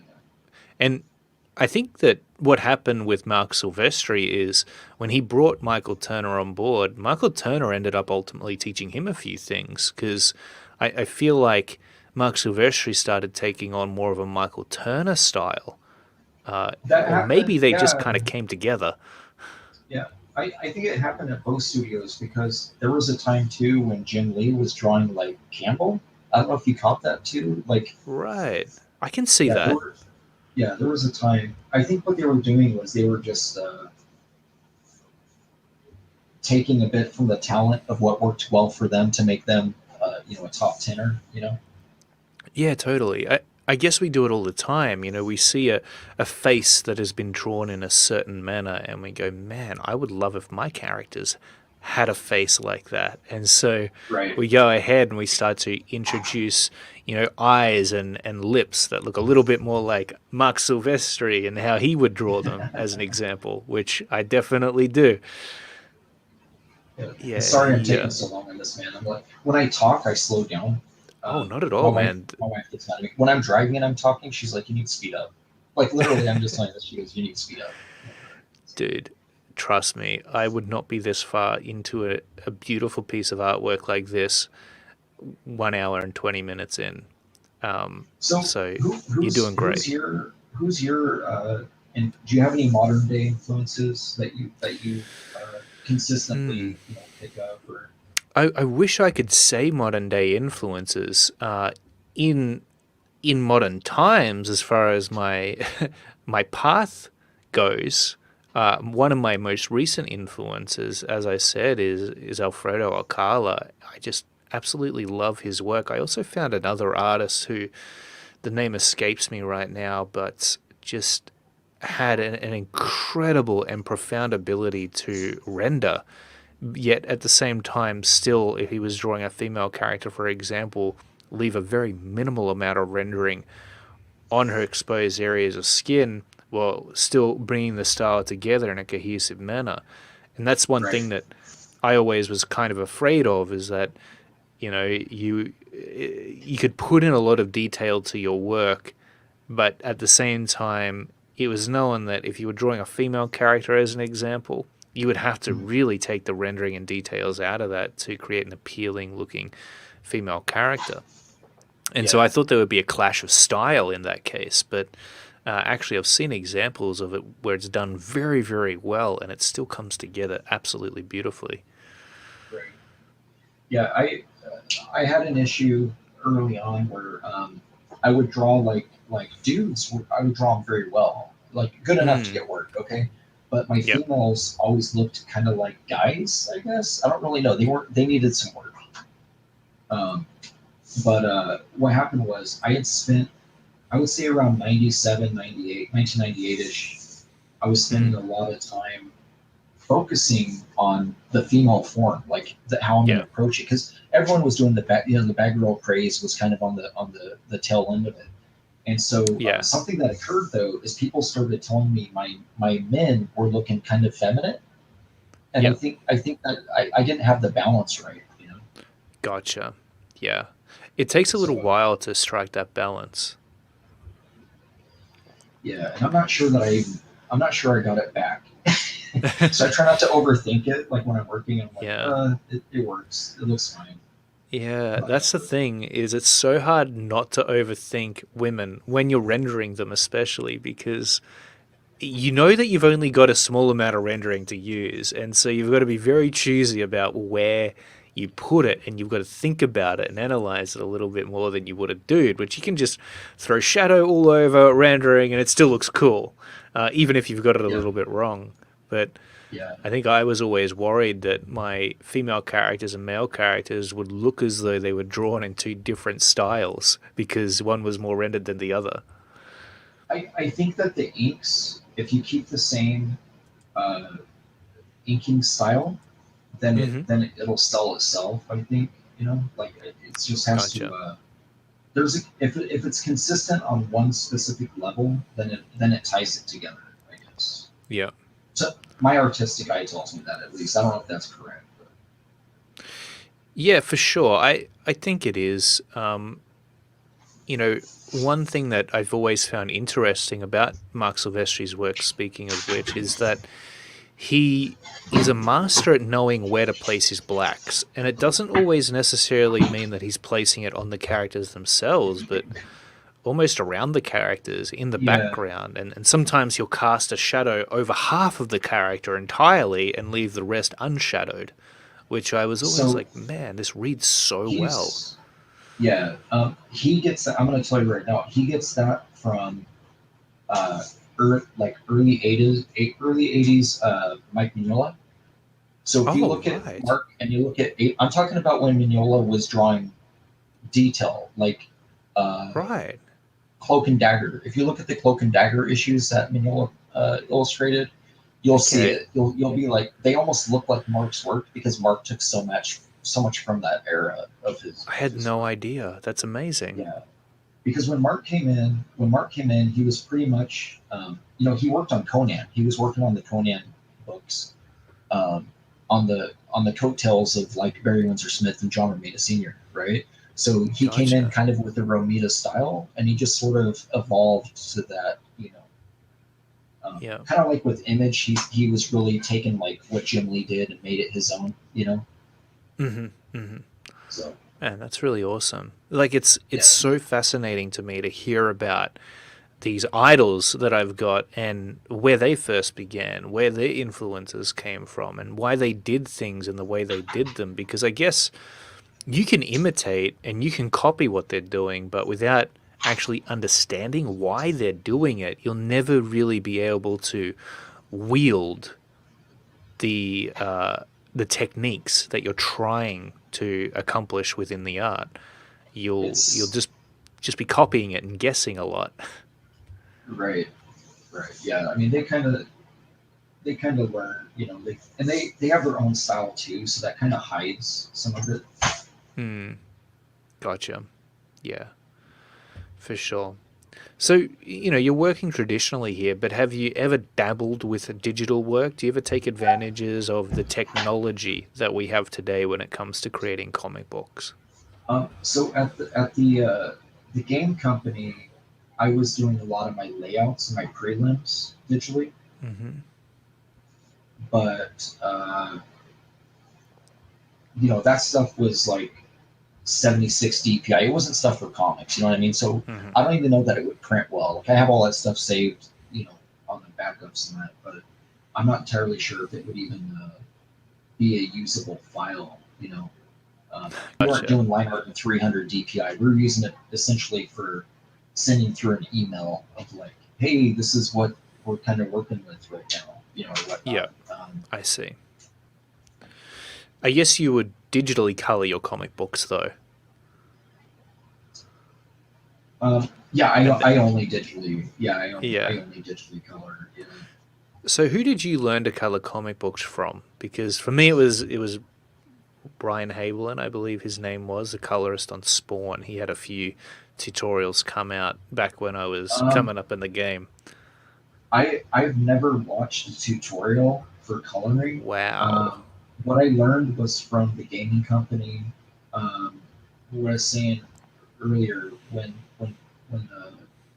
one of our portrait artists, and a portrait artist at that company essentially is the person that does like in-game portraits at different DPI, different scale, different Yep. pixel width and height. Um, uh, he would do the some of the cinema scene artwork as well. But Mm-hmm. when he left, they pretty much told me they're like, "Hey, we need you to paint your own portraits now." For it was for this game called War Mage Online. It was called War Mage, and Mm-hmm. um, I was like, "Oh yeah, yeah," or they had asked me if I could, and I was like, "Oh yeah, absolutely," and I had no idea how to. So I ran out and bought a Cintiq. I ran out and bought all this stuff that night because I was like, I'm not losing my job because this dude found a better job, you know. Yeah, totally. You've got to So I stay would I would relevant. literally have yeah I would literally have one of Po's portraits open next to mine and just color pick the hell out of it while I was working on my own. I mean, honestly, that's where I learned how to color and digitally paint. So That's awesome, because man. I had no idea. I still don't have an Right. idea. I just kind of I'm able to make it look like I do. You know, You're so good fake at it, fake though. fake it till you make it. Like you've got this very classic cut and grad style to your comic book art when it comes to coloring. Oh, thanks. Yeah, it's. Yeah. I started chiseling stuff out kind of recently. I just kind of like the way it looks, Hmm. and I'm using a lot of. I don't know if you guys use it a lot. Um, I used to be addicted to the dodge and burn tools and the screen filters, and I don't like Yeah. using those now. I honestly, what I do is I always try to find an alternate way of doing that effect using hard light layers. I don't know if you Oh, mess with hard okay. light layers at all. So I prefer using hard light layers because I found that the color saturation is much richer if you use hard light. Um, So do you use hard light layers for both highlights and shadow? just for highlights and glows and stuff like that. Yeah, gotcha. Um, yeah, no shadows. Shadows I'll usually use a like a lavender or a Hmm. cool hue blue, and I'll just set it to multiply. Honestly, Yeah, I don't. gotcha. Yeah, I mean sometimes you can't do it because the colors that it overlays it makes a funny tint. So I'm like, Hmm. at that point you just kind of color pick it, make a normal layer, and just do that color there. That's the only way to get that Yeah. look, right? I'm starting to So realize that that's probably the best approach for me, honestly. I used to add in an overlay layer to, add some color to the lighting itself, but I find that that is just sometimes it works and sometimes it doesn't, unfortunately. So, right, yeah, man, we're always learning, we're always evolving with this stuff. And, yeah. even But hearing you talk about your different approaches and how they've changed. well, in the early days of me working in comics, uh, people used to keep coloring tricks. They're not even just tricks, just the act of coloring. They used to act like it was this like the secret family recipe of baked beans or something, right? Like they didn't Yeah. want to tell you, like people didn't want to tell you how to multiply a layer or how to get line art to trap line art or do color holds, right? Like they didn't want you to know it, and Yeah. it's bizarre. It's It's really really bizarre an how it's that's so annoying. changed. Yeah, and Yeah. so it's yeah. Whenever things a heavily guarded secret, it's like I'm gonna find this out. So you can either help me with this, or I will remember you didn't help me with this. You know what I'm saying? Like it's not that hard. Um, Yeah, absolutely. So one other thing I was going to ask you is that sometimes when it comes to coloring, what I will do is lay in a fill layer and change that to multiply and kind of bring the highlights out of a shadow layer that's completely blanketed the artwork. oh yeah, you Almost could in do a sense like erasing away that what would be a multiply layer. right. I Do do you take that adjust. I do approach? I do adjustment layers on flattened files usually, but Mm-hmm. not in the layer side. On the layer side, I usually try to do all like if you were to see Yeah. my files, you'd be like, "What is this guy doing?" Because Yeah. I'm not trained, So Yeah. I most of my files end up being um, for pages, 100, 200 layers, like layers. I work in layers, so Oh wow. a ridiculous number of layers. And the reason why is because I'm like, oh, well, I'm going to go back and I can adjust this one layer on this one eyeball, you know. But more recently, just to kind of save memory on my system, I will actually go in and I'll merge layers and merge them to the flat layer. And I'll be like, okay, I'm calling it quits on that. That's good. I'm going to go, and I work systematically. I'll do the skin and then I'll come through and do all the reds. And then I'll kind of come through and do um, just I try to stick within the boundary of that color scheme, Mm-hmm. and then but there's different ways, there's different ways to work on that. That's super awesome, man. That's really, really cool. Um, so if you were to, so I got another question for you. If you were to start again now, what would you do the same and what would you do differently? So if you were to set out to be, if you could talk to your younger self, your younger up and coming comic book artist self, Shelby, would you do anything? Would you tell them to do anything different, or Yes, okay, yes, go ahead. I would have told myself to focus on penciling because when I was Mm-hmm. trying to learn how to pencil, I was also trying to learn how to ink. I was inking Yep. my own work, and I would focus on penciling. And the reason being is that uh, offset printing has changed. So Right. back in the day, you had to print 100% K line art. You couldn't print grayscale. It would become muddied. It wouldn't print. There's no clarity to it. With printing today with digital and that, um, really it changed the whole process of Hmm. what's visible and what isn't. So that's why like Joe Mad did a whole run of Ultimates where it was pencil scan to color, and it Hmm. looked great because the printing process has changed, and Adobe, um, as they've upgraded, they allow you to like you can color grayscale images now, and before it was like the only way people knew in comics was you trap the line art and then you multiply it or you work, you know what I'm saying? And Yeah, now I it's see. like, no, you could take a photograph, multiply it, and color underneath of it now. But like Adobe, 2.0, 3.0, that wasn't the case.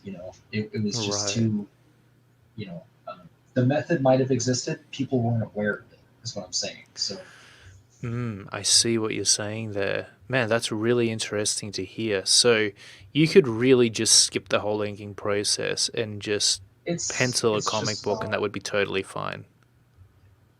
yeah, and that's why most of my work is just pencil scan straight to color. I appreciate inks. I appreciate it. It's just not. It's not 100% needed. Like um, some people's work needs it, some doesn't. Um, but Mm. myself, I could go either way. I think with my own personal work. Um, Yeah, absolutely. but it definitely looks pretty. It looks good. You know. Hmm.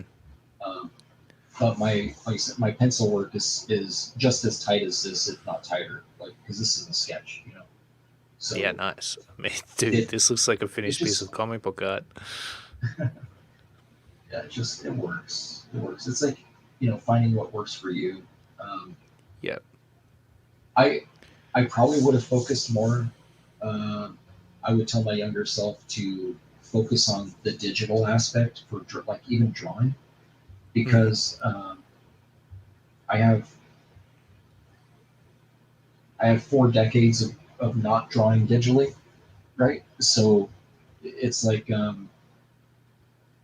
I feel like it's a comfort thing.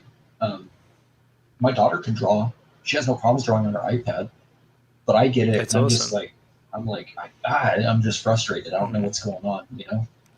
And so Yeah, I think that is really something to take note of as a comic book artist. If you're trying to learn this stuff, a lot of it isn't just about understanding the fundamentals to get a good drawing. That's one aspect of it, and it's definitely something that you want to learn about. But another really big thing is just getting to know yourself as an artist, getting to know how you work with the tools at your disposal and what you prefer to work with, how you prefer to right, work with that tool, because no two artists are necessarily going to use the same tool in the same way. We're all going to have our own techniques and approaches based on what feels good as we're working. yeah, yeah, and we all have different intuition too. Like For sure. yeah, I've watched other pros work before, and it's like, what is this? I'm like, what is this guy doing? Like, it makes no sense. And then as soon as you see what they're doing, it's like, oh, it clicks because it's so backwards from my own approach or stuff I've seen before. Mm. Yeah, absolutely. So how did you develop your artistic intuition? I guess was that just through experience, or was I there think it's experience. certain events that kind of changed the game for you that occurred where you were like, okay, I'm never looking back now. I'm working in this way. Yeah, I think it's experience, and then some of it too is just having to adapt. Hmm. You know, um,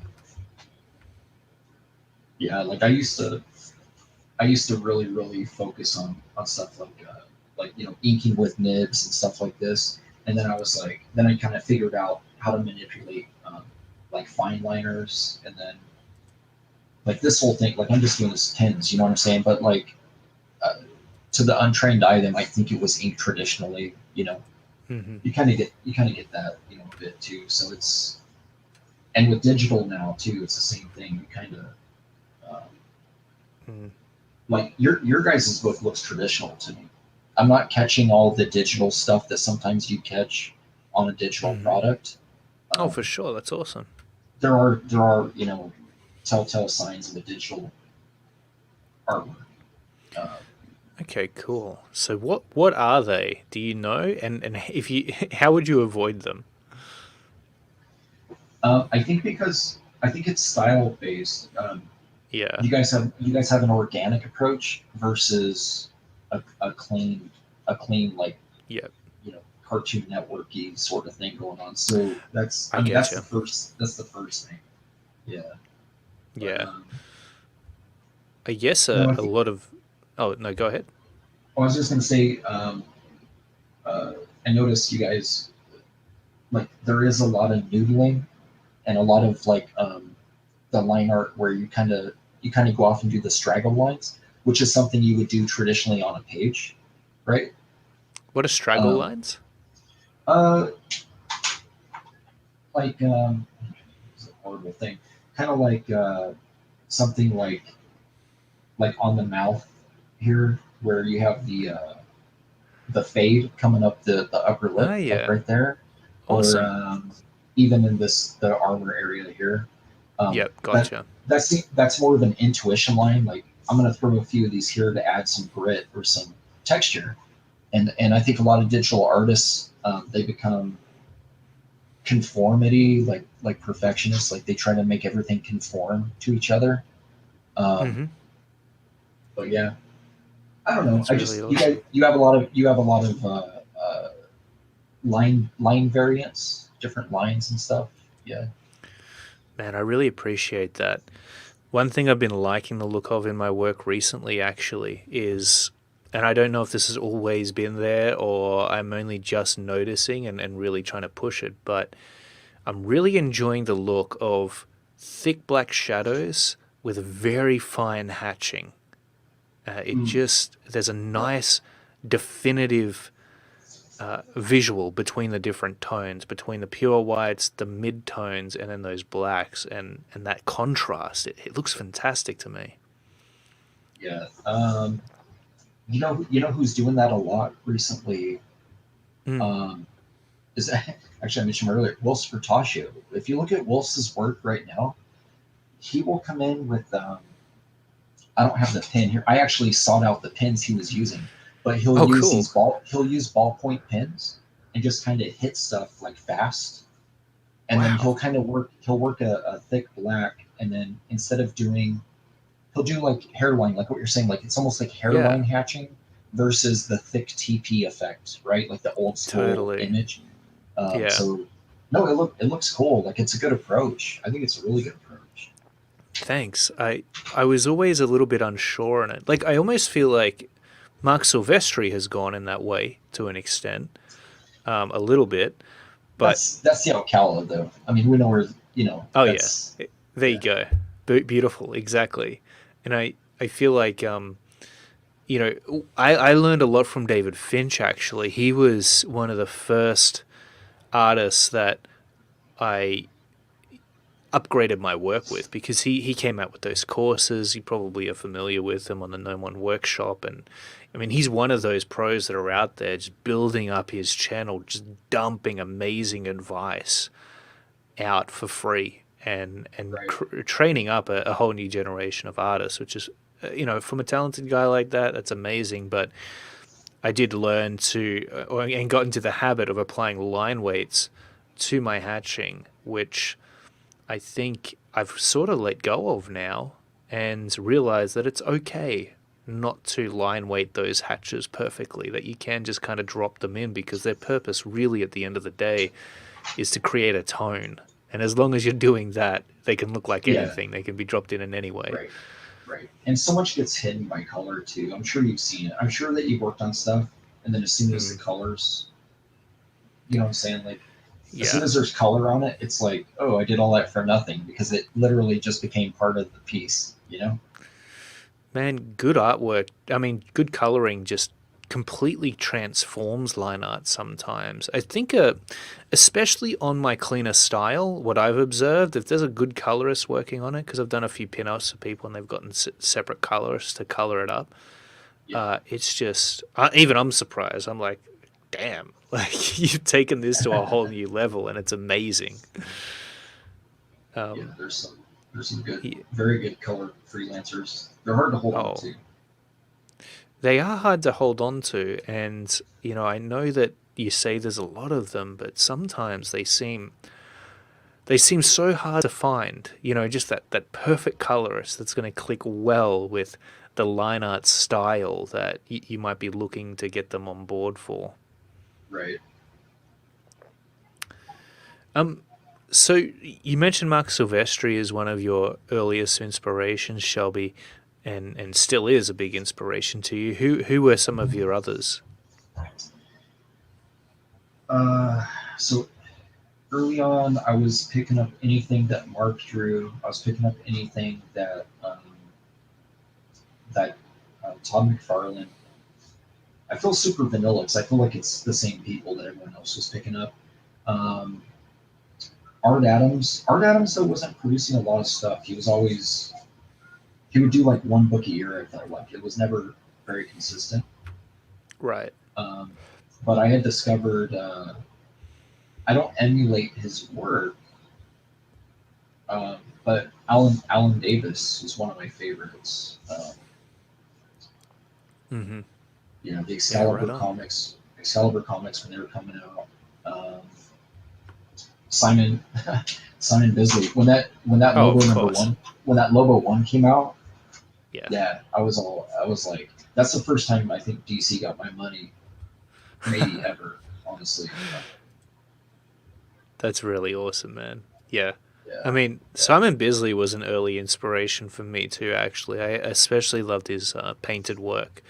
And man, they talk about drawing powerful women these days, but back then, that guy knew how to draw a freaking scary looking powerful woman. Um, yeah, yeah. but also make her look beautiful at the same time.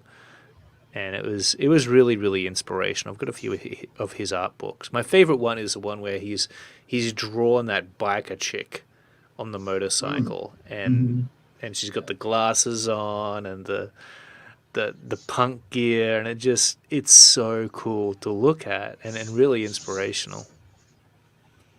Yeah, that was good. That was a good piece. I think I actually own that heavy metal magazine that was used for. Oh, nice. That's really Yeah, that was awesome. yeah, that was a cover piece. Um,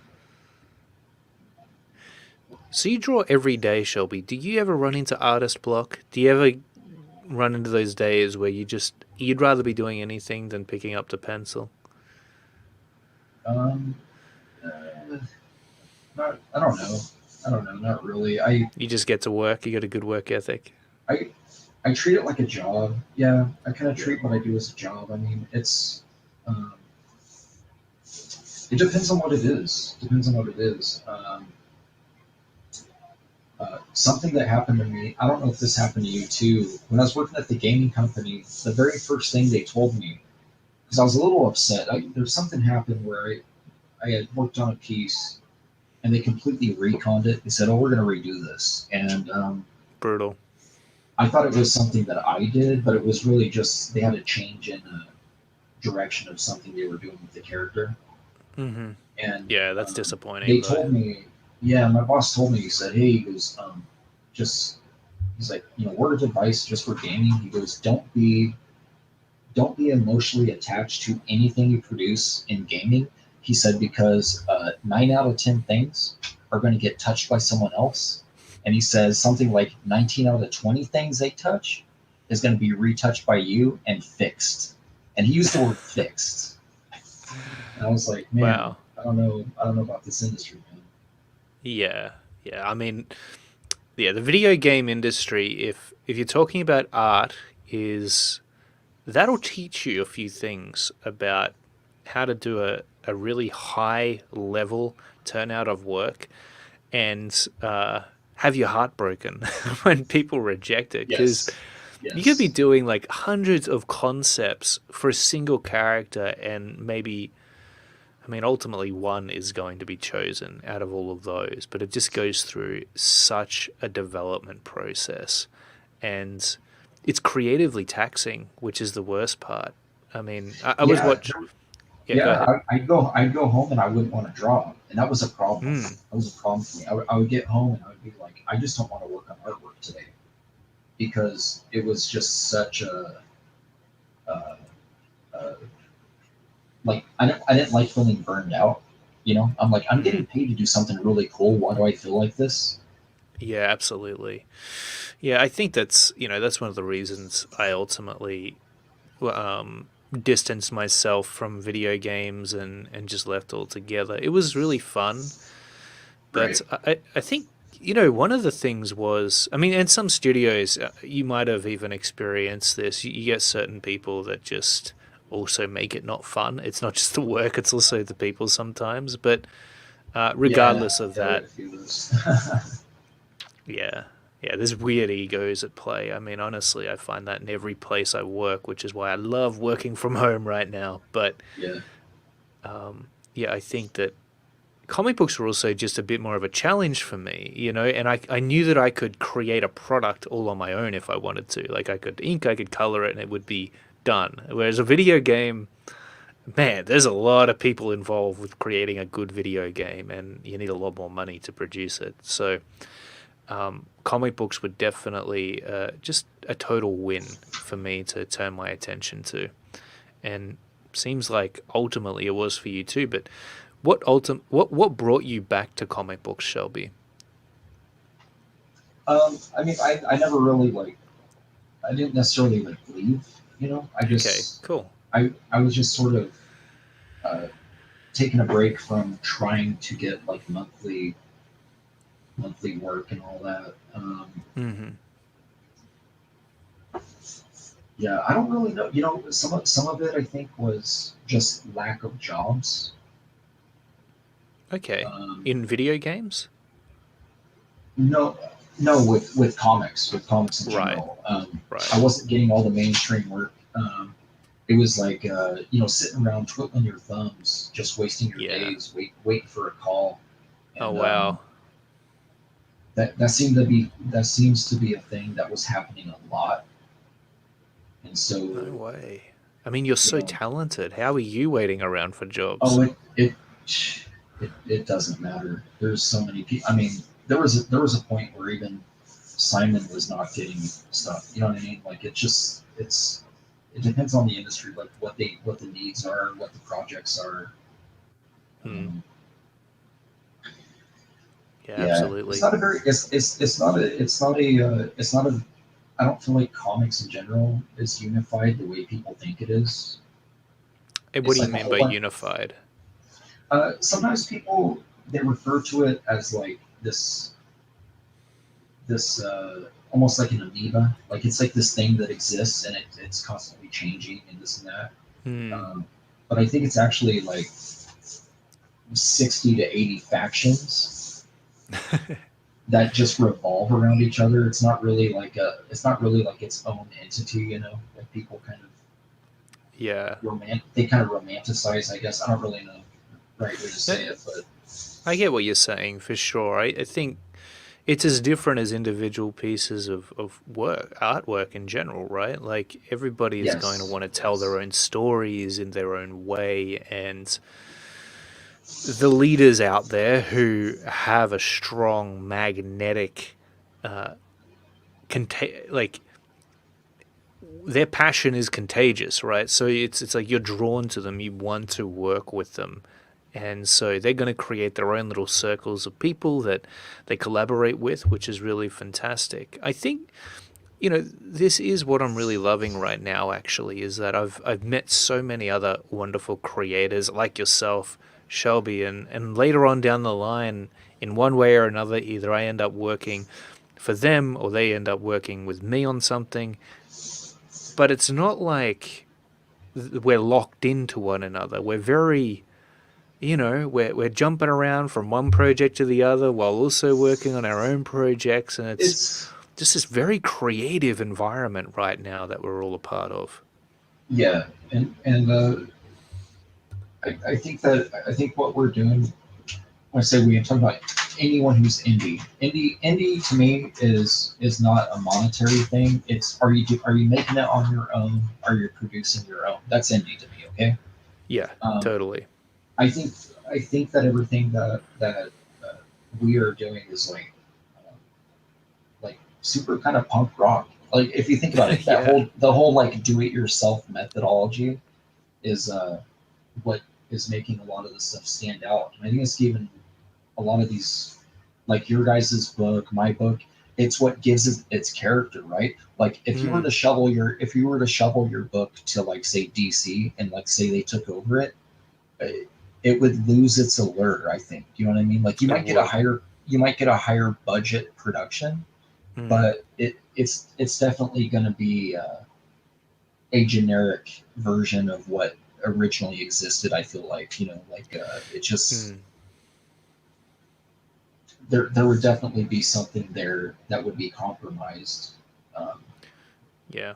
from You're the so original right about that. source material. Yeah, Yeah, that's so true. I think that um, one of the things that caused me to fall in love with Kozor in the first place was, of course, because when I read it initially, the original version that Corey created, um, there was something special about it because just for the fact that it had come from his mind, there was a certain purity to it, a certain genuineness about it, and you knew that when you were experiencing this comic book that Corey had put his heart into it, and that it was untainted by anybody else in a way, and I think that that is what gave it its charm, and you know I'm sure it's the same case as well for your book and the other independent creator works that are out there right now is we're all getting that. People are creating these comic books from a place of passion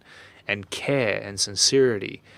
And so what we end up getting is a wide variety, sometimes in terms of quality, but right. definitely in terms of ideas. And if we can if we can be open minded, I think as readers as well, and just I think that give some of these creators a chance to improve their craft in terms of maybe writing, maybe the artwork, and and help them to help to nurture them as creators, then and that's what is so amazing right now is that the readers are as much a part of this as the creators themselves. We're all working together in this weird synchronic relationship, and it's helping us to create this again this whole new industry that hasn't been seen before, and it's really amazing that we're doing it all off of our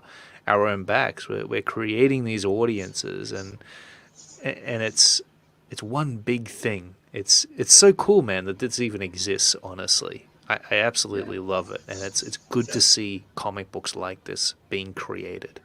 yeah. It's good to see books succeeding in general Mm. with it for everyone doing it independently. I think Oh, for sure. because We Yeah, go ahead. well, I was gonna say in 19 so 1999, 98 maybe. I self produced it. There was no Indiegogo, there was no Kickstarter, there was no Mm. crowdfunding. I self produced a book, and I was doing the Road Warrior thing. I was hitting Comic Cons and stuff, Yeah. and promoting it and selling it. And it took me 3.5 years to sell 5,000 copies of one book Wow. because I could not afford to produce the other. At the time, we didn't have small run printing. You had Brenner Printing in Texas here, and they're like, "Oh, our minimum order is 5,000." And Wow. it's like, I guess I'm going to do this. There was no crowdfunding, there was no, Yeah. so it was like it was all on your back, and that made it very like difficult, you know, uh, for Man, that such a thing to. big risk as Yeah, and well. now it's a fan direct, right, and it just makes it so much easier. yeah, you kind of get it's like a pre-order system almost, and that's wonderful because you can print on demand, and it's these days it's cheaper than ever to do that, and it actually makes it possible for independents to succeed. Me and Right. Corey never imagined that we would be able to raise as much funding as we did for Kozor. That was a dream. It was absolutely surreal when it happened, Well, and not to pat you on the back, but your book looks better than nine out of 10 books on the shelf. So that kind of helps. You know what I'm saying? Like it's thanks, man. I appreciate when you're that. putting out when you're putting out product that stomps on mainstream, you already have the upper hand. At that point, Yeah, it's just thanks. getting it's just visibility. So with your channel and everything, I'm sure it has brought attention. You know, Oh, for much more sure. attention to your book. Yeah. Yeah, we have an amazing audience, and I want to thank you guys absolutely for the incredible support you've given us over the years.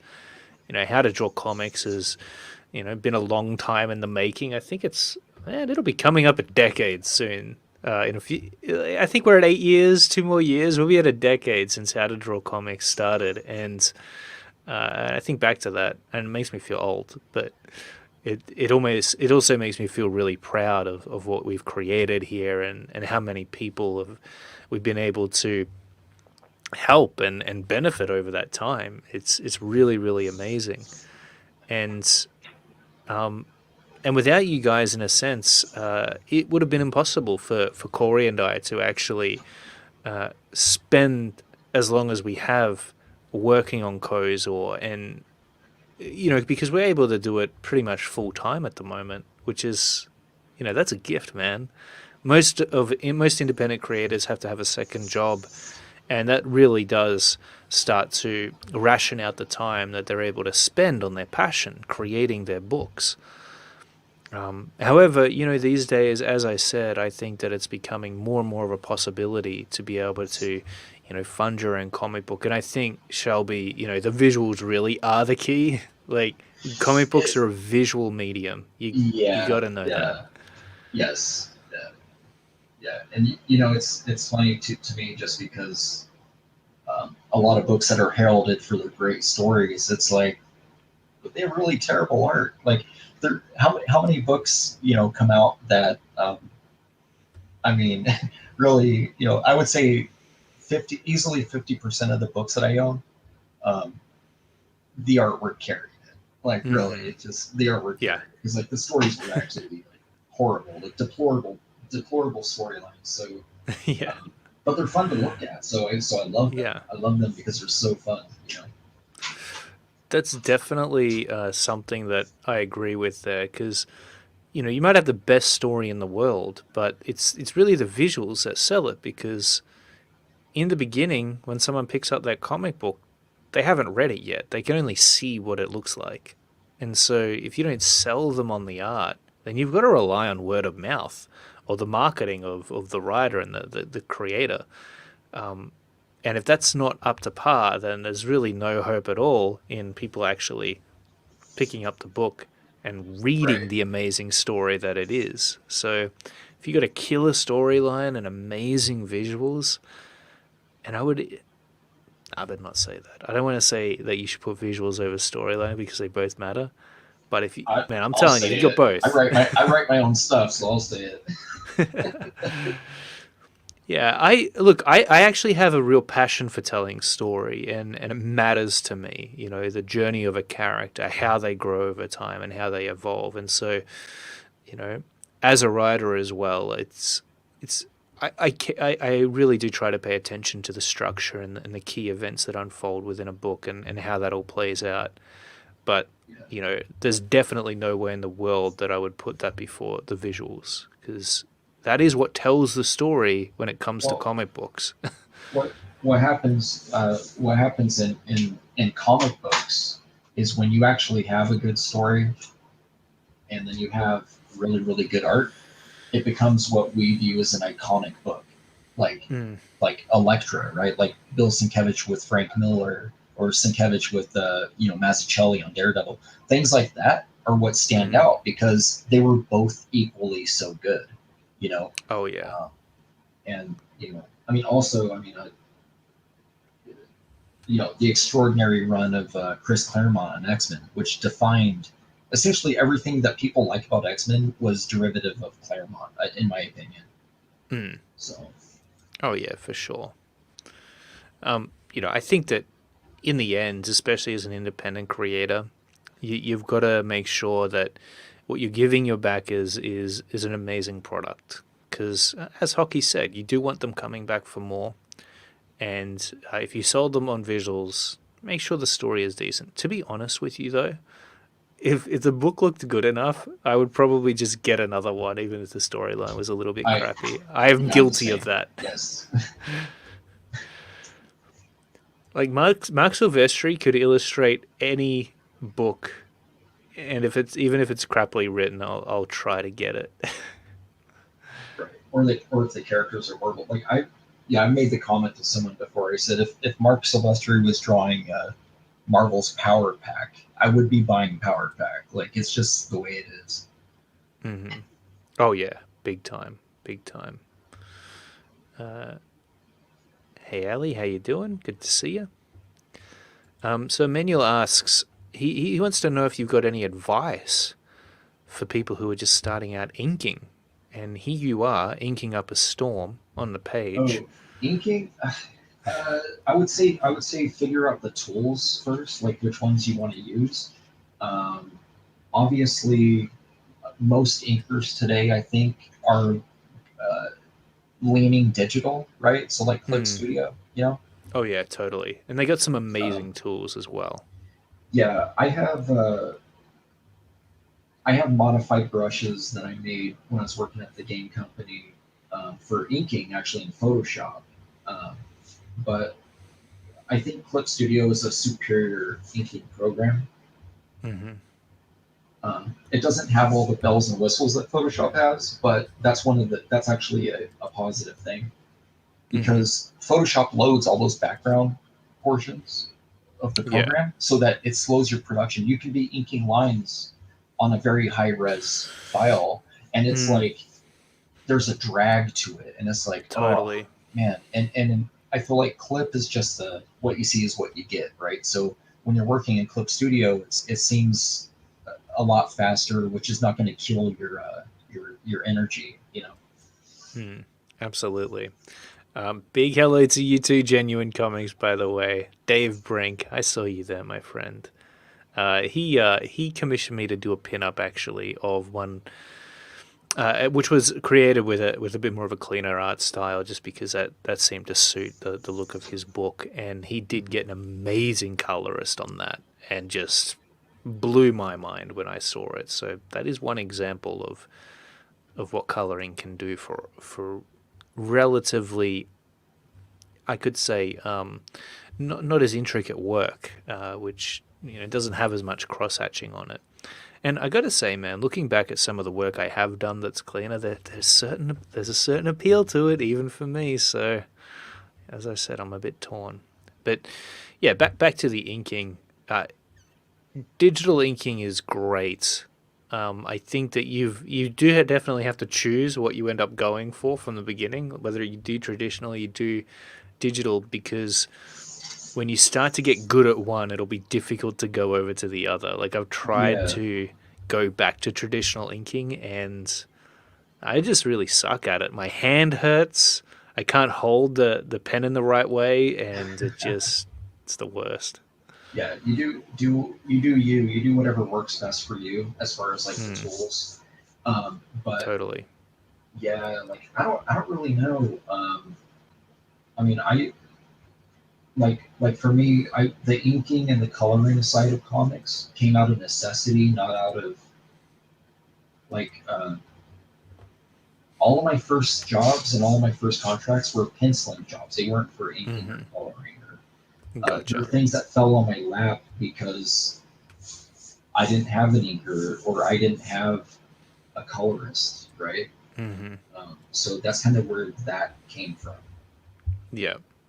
Um, so I don't know that it's a, yeah, I don't know. I guess I'm badly explaining this. I wouldn't say it's a positive thing that I do the other stuff as well. Yeah, no, Um, I agree with that because you could get it done faster, right? I'd get a lot more work done faster. Yeah, if I had other, some backup. You know what I mean? Hmm. But no, it is what it is. Yeah, I'm not complaining. I like that I'm able to make comics. for sure. Yeah, it's amazing, and I've got to imagine that it's so rewarding when you actually have finished a comic book. But even then, when you finish a page, it's got to feel good. I know for me, it feels good. It's like the biggest accomplishment ever. It's like one Yeah, page in the it's bank. Awesome. One right. page closer to finishing this book. Um, so speaking of that, how long does it take you to do a page? And that could refer to the D- finished pencils, the finished inks, yeah, or yeah. It all of depends them on who you together. ask. If you were to ask Rob Arnold, he'll say months. I've been I put him on the back burner for a bit on these pages Yeah, I'm doing for him. So um, gotcha. no, I usually do a minimum of one page a day for pencils for line art, That's awesome. and then yeah, and I'll say 3 pages a week for colors. I'm a very slow colorist. Like it's coloring for me is it's an uphill battle, right? So Right. I'm not yeah, and it's I'm getting better. I'm getting better at it. It's just Mm. it's hard. Like coloring is hard for me. It's never been easy. Yep. Do you enjoy it? Um, yeah, I do, and I think that's why I don't. That's why I'm not. I'm not complaining about it. Yeah. It's not. It's not. Yeah, it's not daunting. It's just. It's one of those things where it's like I really have to focus. Because like on my own YouTube channel and stuff, I do some live art stuff, live art streams and that, and my coloring stuff. If you ever notice, it's pre-recorded because I can't pay attention to chat and do both. Mm. Yeah. I'm really bad with multitasking with conversations at least. I don't know, man. This is looking pretty damn good for multitasking. I'm just more used to it.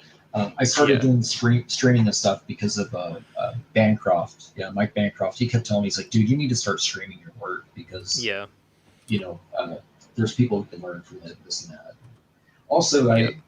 I'm really bad. I'm just bad at everything. I'm bad at promotion.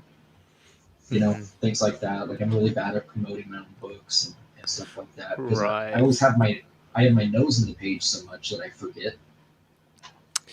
Yeah, it is a really difficult challenge to strike. I think that this is another thing that a lot of creators are coming up against is balancing out the marketing with the actual creation of their book.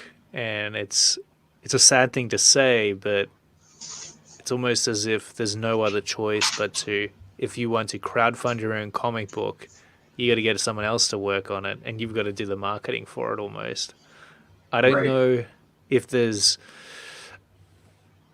a way you can optimize the process where it allows you to be able to market your comic book effectively while at the same time working on it and getting it done in a reasonable amount of time.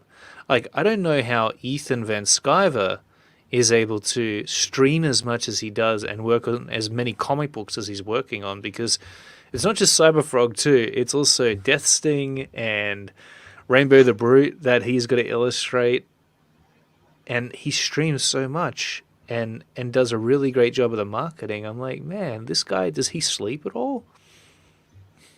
Uh, I mean, if you're real fast at what you do, I guess, like speed is definitely important. Um, there's times that I feel like I'm fast too, though, right? And then I see other Yeah, people working, I'm like, damn, I'm a turtle. Like, when you see other people like knock stuff out.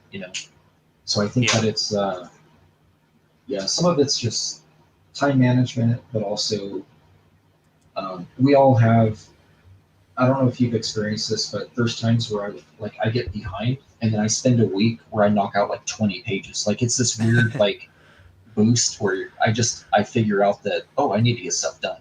Like I Yeah. really need to get this done. Yeah. So um, Yeah. the motivation becomes oh,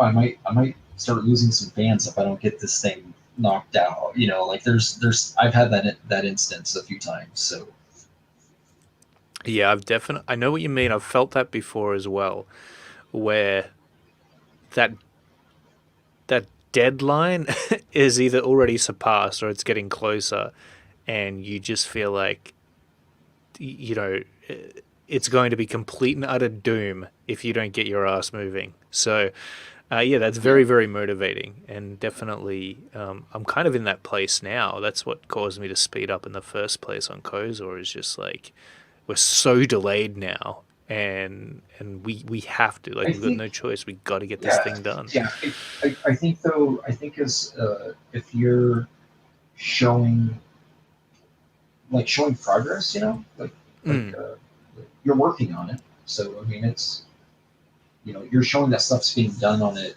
That it's not just a scene of you haven't you haven't started it. You know what I mean? Like you're showing that there's stuff exists and that you're working on it. That's a huge. I definitely. think that's a huge thing for people to see. Yeah, I think that is absolutely key. It keeps them excited too. Man, I can't believe how amazing this freaking piece of artwork is looking, Shelby. I don't know. Damn, I don't. I'm gonna be honest. I don't know what I'm doing. I keep noodling this thing. I'm like, I don't really understand what I'm doing right here. it looks so Um, good. I didn't want to sound like an idiot. What's this around his neck? I'm kind of like scaling it out a little bit, but Um, I have no idea what it is either. To me, it is like some kind of material that's like a neck warmer. I something have like no idea. Corey okay, designed it. He put it there. okay. No, I'm just asking because I couldn't tell in the drawing. I'm like, I don't think it's Yeah. a snake skin or something. Like I don't know. So I'm just kind Mm, of drawing what I see. yeah. Yeah. Just draw what you see with that one. That's what I do. All right. If Corey was here, he could tell us. But yeah, no, this is looking really fantastic. So we had another question in the chat. It was Sylvain. He was asking uh, if there's a character out there that you wish you could get on, and that you wish you could draw. What would your ideal comic book be? Is there an already established character that you'd love to create illustrations for? Oh, if you know what, 5-year-old me would love to. As much as I hate saying this because it's Marvel. Um, Mm. I would love to have a 1-year run on the Incredible Hulk, Oh and yeah. it would literally just be Hulk smash. I wouldn't do anything with story. It would just be me drawing Hulk, doing his best Godzilla impersonation ever. It would be him on the rampage, and I would probably. I mean, I'd want to write it too. I've thought about this before. I'd probably end it with something like where like it'd be dark. It'd be like the Avengers have to take him out for good. Like he's done. He's done. That's I'd be so like, awesome. yes, the end all of the Incredible Hulk. When I was little, I used to have Incredible Hulk like underwear and jammies, dude. Like that was Oh, me when I was cool. little. So yeah, Right. So you were a big Hulk fan. when I That's was, awesome. I used to be a fan of the old TV show, and that thing was depressing. I don't know if you ever watched it. With they had in the show it was David Banner instead of Bruce Banner, and it All was right. depressing. The end of every episode was him walking to that like super like depressing music, and then the it was just full of like melancholy. Like what is even going on? Like this guy's never gonna be happy. You know, That's hilarious. Did that make it better? I'm not. I mean, I was watching it when I was like 5 and 6 years old, and I liked it Mm. for some reason. I don't know why. I was like, man, this show makes me like feel really bad, but I like it for some reason. Seeing Lou Ferrigno like Hulk out. Yeah. Yeah. Did you ever watch the Eric Bana Hulk? Yes, yeah, I What saw did that you think one. of that one? I Because oh I okay, so it suffered from the same thing to me as 2014 Godzilla. Not right, enough, not enough creature feature. It was just, mm, and then the generic dogs and stuff. I don't know, man. yeah, I left dissatisfied. Yeah, I left dissatisfied. Although I I do see. like Ed Norton's Hulk is the only Marvel film that I will rewatch out of the entire Marvel Yeah, franchise. Yeah, I yeah, don't it's know the only why they one I didn't do rewatch. more Edward Norton Hulk, because I thought he made a damn good Bruce Banner. Oh, he was problematic. So I guess that he was rewriting the movie on set. There was all sorts of stuff that had occurred with Oh, him. okay, right. Yeah, Hmm. yeah. He's been. My understanding is he's been kind of canceled from Hollywood over that. From I guess, yeah, yeah. Oh, People don't talk really? about it. Yeah, yeah. There's some Right. stuff. There's some stuff that went down with that. Um, That's yeah, interesting, man. Yeah. Some actors are very hard to deal with. And I think, really, no matter how good you get at something, um, you might be an absolute pro. Let's just take comic books, for example. You might be a kick ass comic book artist, and maybe that gives you a little bit of leeway. But eventually, that talent and that ability is outweighed by your attitude and personality. And if you're difficult to work with, people just aren't going to find that it's worth it, no matter how skilled you are. So it's definitely something to keep in mind, just in terms of the way you come across to people and the way that you communicate. If you want to get continual work and create close relationships with people that you're able to collaborate with regularly, um, be a cool person. You take a guy yeah, like Shelby Robertson here. He's one of the most humble dudes that you'll ever meet. Yet, look how like this guy could be a total prick looking at the level of artwork that he's able to create, and we'd still love him. But he's not. He's a really really humble man, and he's so graceful with his time. Like a man of this caliber who is as busy as he is, and he's spent 3 hours with us today, coming up 3 hours, has it been and three? Oh my gosh, well, it's been two I'm hours and taking 20 forever. minutes, but I'm taking forever on this thing. I kind of like I don't want to dip out before you finish this beautiful piece of artwork. I feel like that'd be a damn injustice. Well, I'll yeah, I'm gonna do some black down here. Like I'm not rendering all this. I'm gonna get his hand and Awesome. this area here, and then the other emblem, Yeah. and I'll Show us bring how you some black fudge in it, but there. still make it look good. Right? Yeah. Yeah. So hey kids, this is how you half-ass it. Hmm. Well, no, I think that's. I remember Todd McFarlane talking a little bit about that as well, as the different tricks that he had up his sleeve for getting a page done if a deadline was coming up and you still had a little bit to go on it. And yeah, a lot of it was just blacking things out and covering it up with cool looking visuals that really didn't require a whole lot of work. I mean, David Finch talks about this a lot of the time too. Is that you could cover a majority of a panel in black and it would still look good, as long as there's a little bit of contrast there and those blacked out areas suggest a shape of something that Right. the viewer can recognize. Right. Yeah. As long as you can read it, it works. Yeah. And that's why I Mm. was talking about the contours. Like if you can nail down the contour of the character and Hmm. that contour looks dynamic, everything on the inside doesn't really register. The person is really seeing the shape, I guess. Yeah. Oh, for sure. Yeah, it's funny that there's so many good things about um, like people who paint like they do oil paintings and stuff that you can apply to like traditional art that people just don't. They don't really pay Mm. attention to it. Um, but that's one of the things is the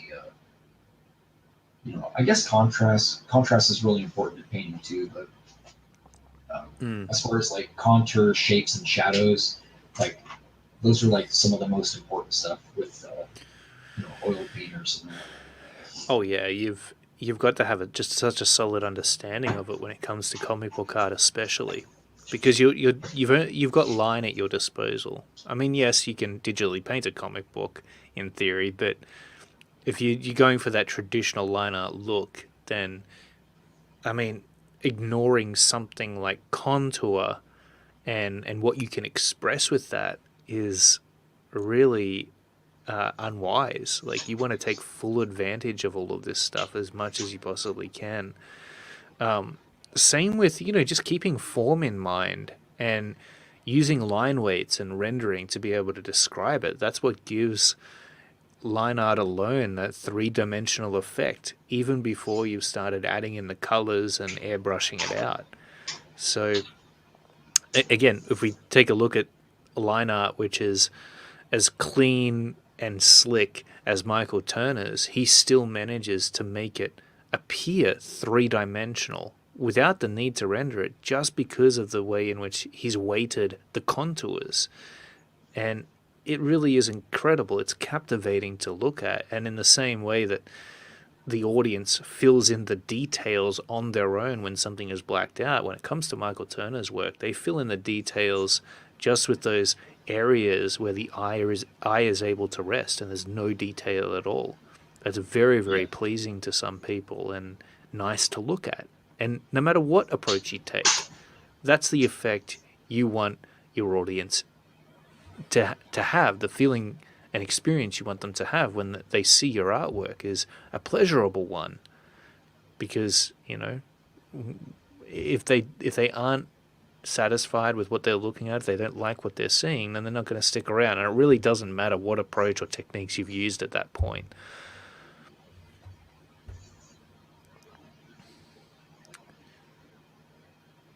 Yeah, Yeah. I agree. Yeah, this is beautiful. I like what you've done with the axe. That's Oh, some with the innovation right so there. I'm gonna I'm gonna actually come in and draw. I notice you have those the Yeah. honeycomb kind of effect. I'm gonna come Oh, in and cool. draw those, and then I may Ah. I use whiteout quite a bit. Yeah. So I'm gonna Okay. actually I'm cheating a bit. I don't want to draw the stuff between it. That's why I did this like weird like wonkiness. Wow. So Smart. yeah, Very this is smart. something that penciling is harder to do what I'm gonna do, but when you're Yeah. inking it, it's a lot easier. Okay. Cool. Yeah, here, I'll attack that now so you can see that. That's what I'm saying, kind of. Um, I might use yeah, just freehand it. I was gonna use a French curve, but I'm thinking I'm not a big fan of the French curves. Yeah. Yeah. You like that organic feel to your work too, I'm guessing. Yeah, I can do a line about 3.5, 4.5 inches with some pretty good control. And when it starts getting like 6 inch line art, Mm-hmm. that's when I have to start busting out, Yeah. rollers and Gotcha. stuff. Yeah. Yeah.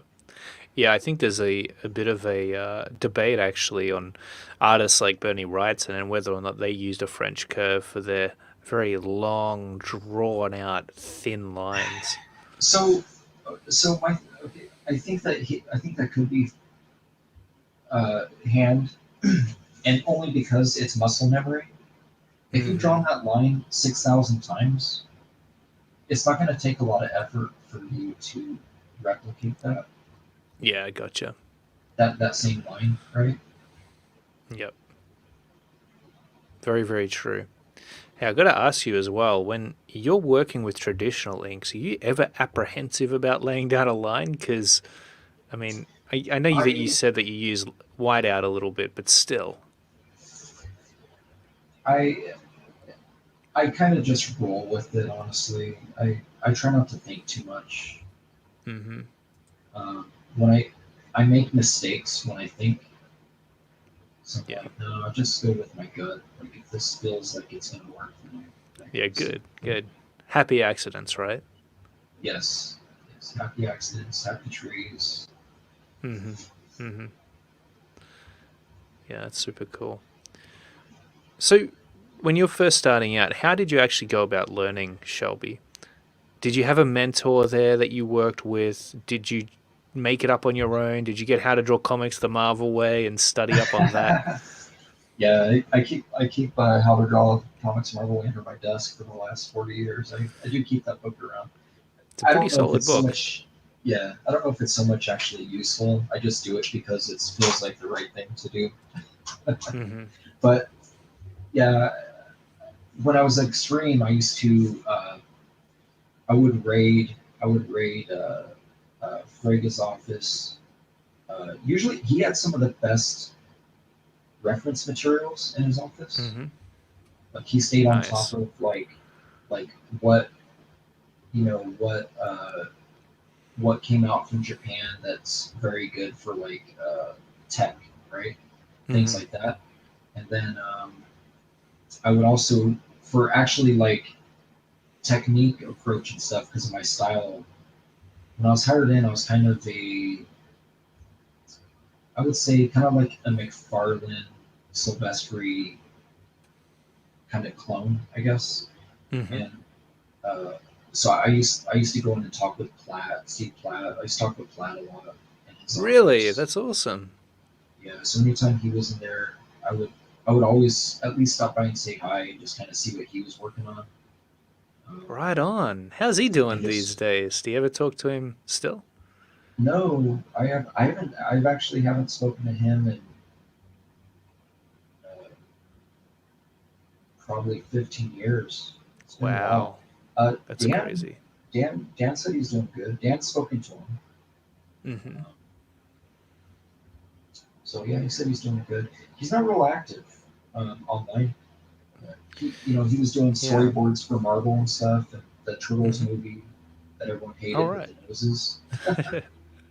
Yeah, he worked on Gotcha. that. Yeah, so I guess Oh, there he's you working go. on film stuff. I really don't know. He doesn't divulge a whole lot online.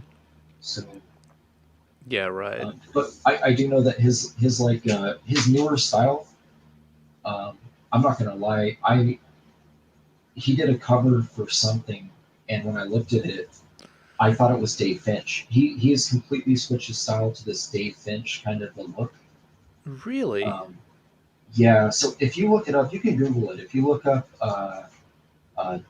Deathstroke Steve Platt variant, he Y- did a variant for it.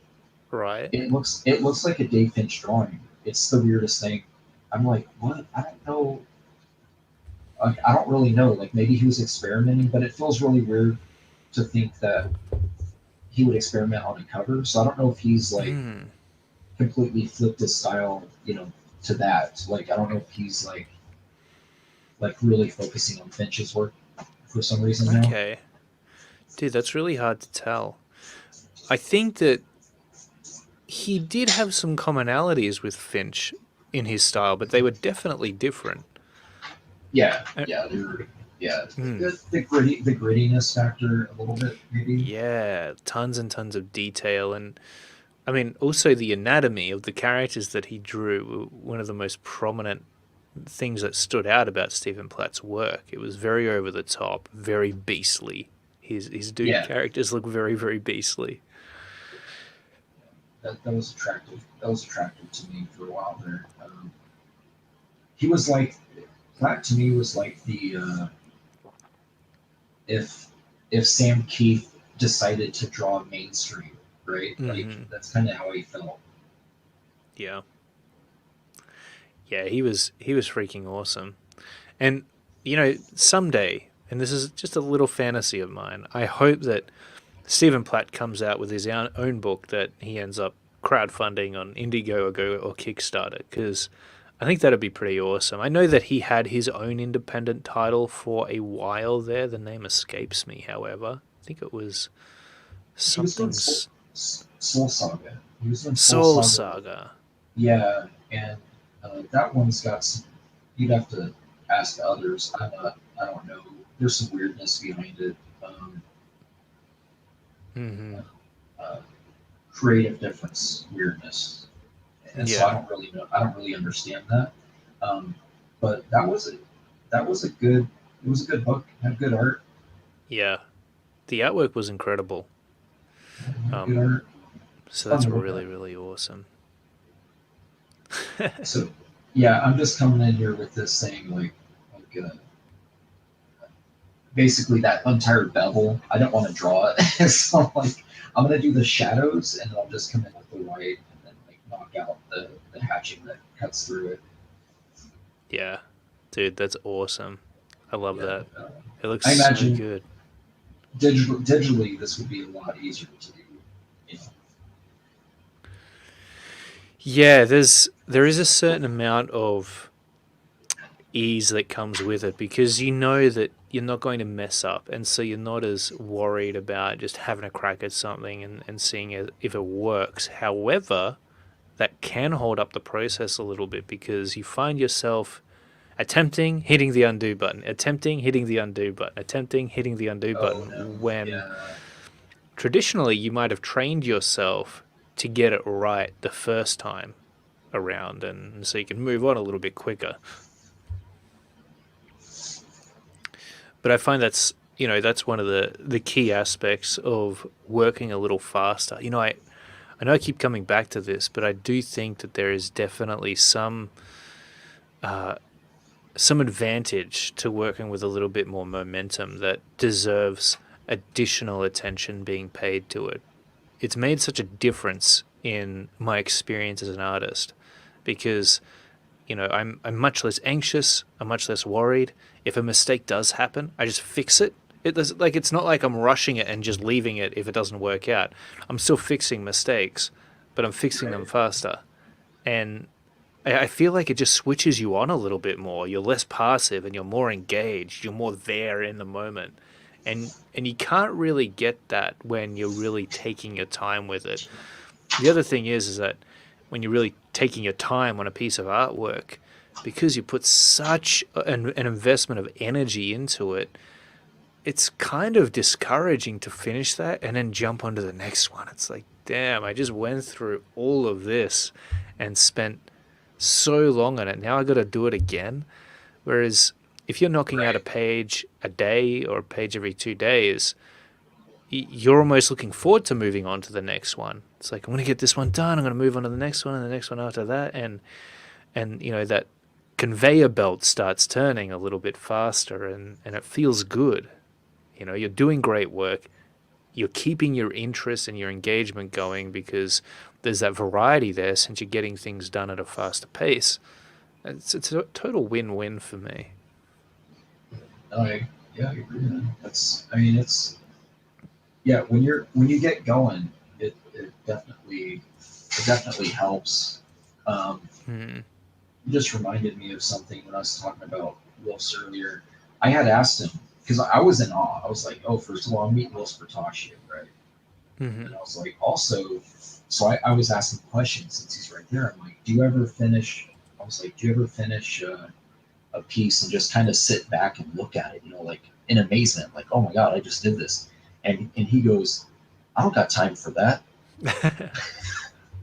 Like that was his answer to me. He goes, I don't got time for Yeah. that. Like I Yeah. was asking him some weird ludicrous question. I'm like, no, like, because your artwork's awesome. And he didn't see it that way. He's like, I got pages that need to be done. Like I don't have time for that.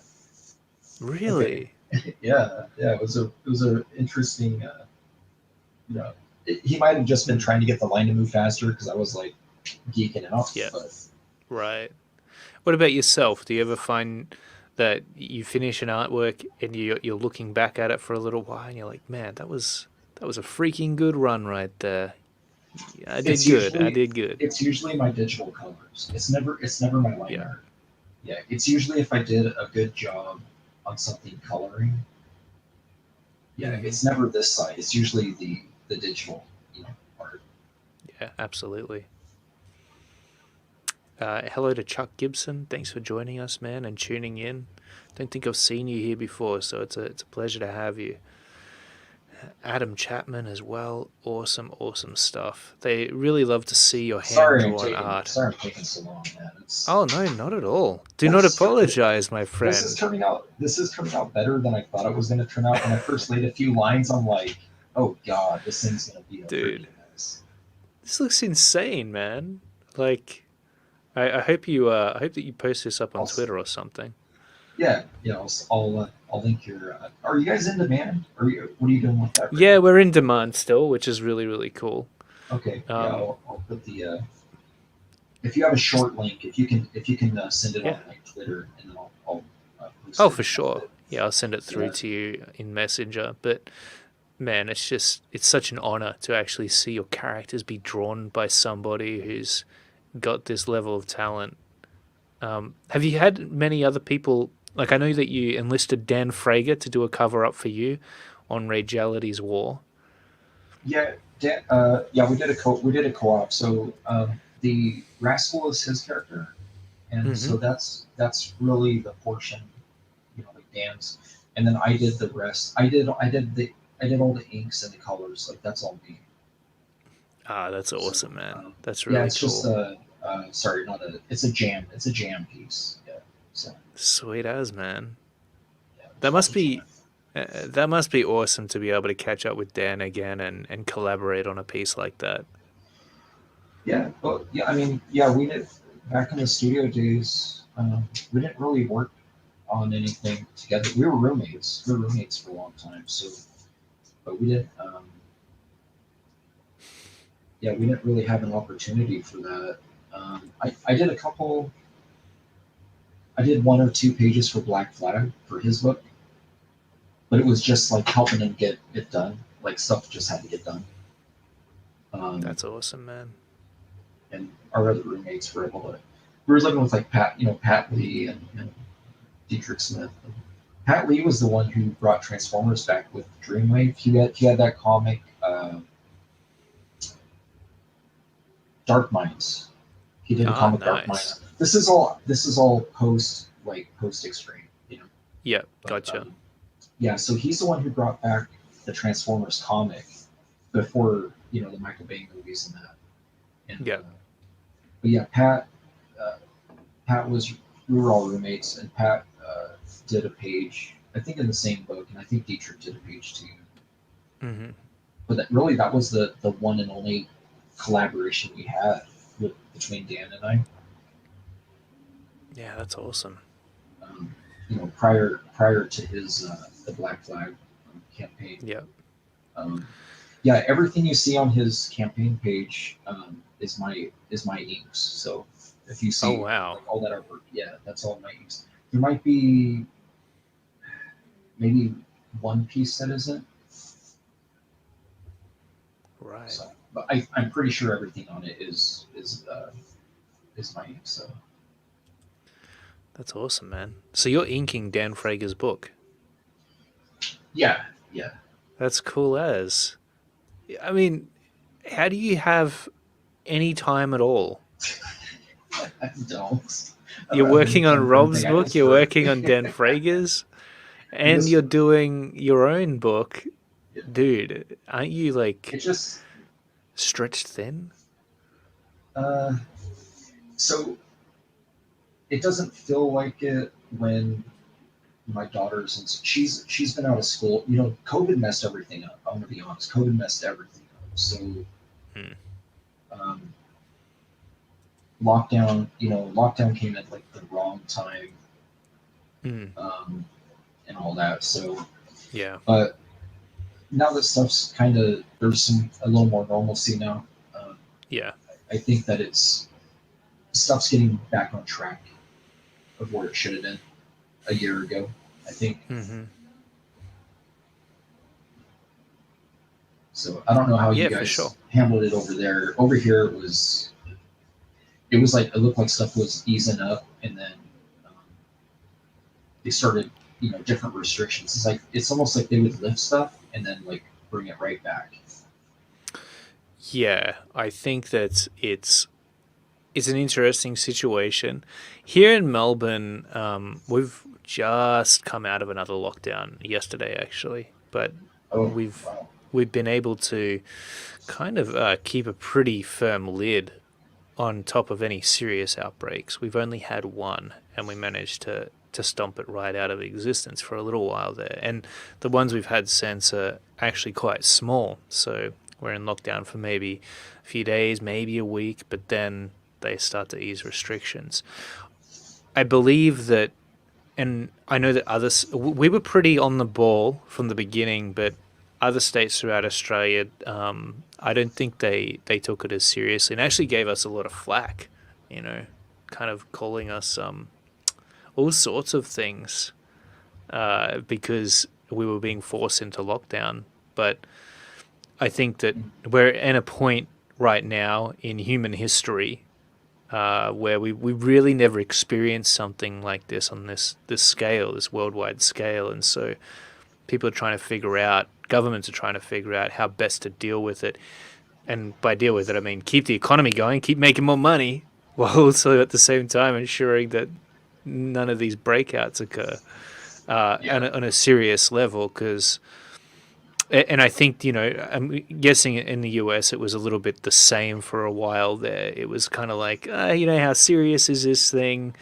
And then all of a sudden it was like, oh damn, like this is everywhere because it was spreading so fast. And you know, in other countries the death toll had been pretty high too. But anyway, that's all besides the point. I guess for us comic book artists, and actually, let me only speak for myself because I'm not sure about others, but I've I used to really have to go out of my way to leave the house and socialize, and I knew that that was good for me. But I've really lost the inspiration to do that after being in lockdown for so long. So I'm Yeah. very comfortable. I've gotten very comfortable just sitting around all day drawing comic books. If that's all I did for the rest of my life, I'd probably be content with that. Yeah. You ever see that meme? There was a meme floating around. It was uh, uh, everyone freaking out about lockdown, and it showed artists, and it was just you. It was like the Kermit looking to the side, you know, like where he's kind of side eyeing. It's like that's literally our life every day. Totally. Yeah. Yep. That's exactly it. And I love it. You know, I wouldn't have it any other way.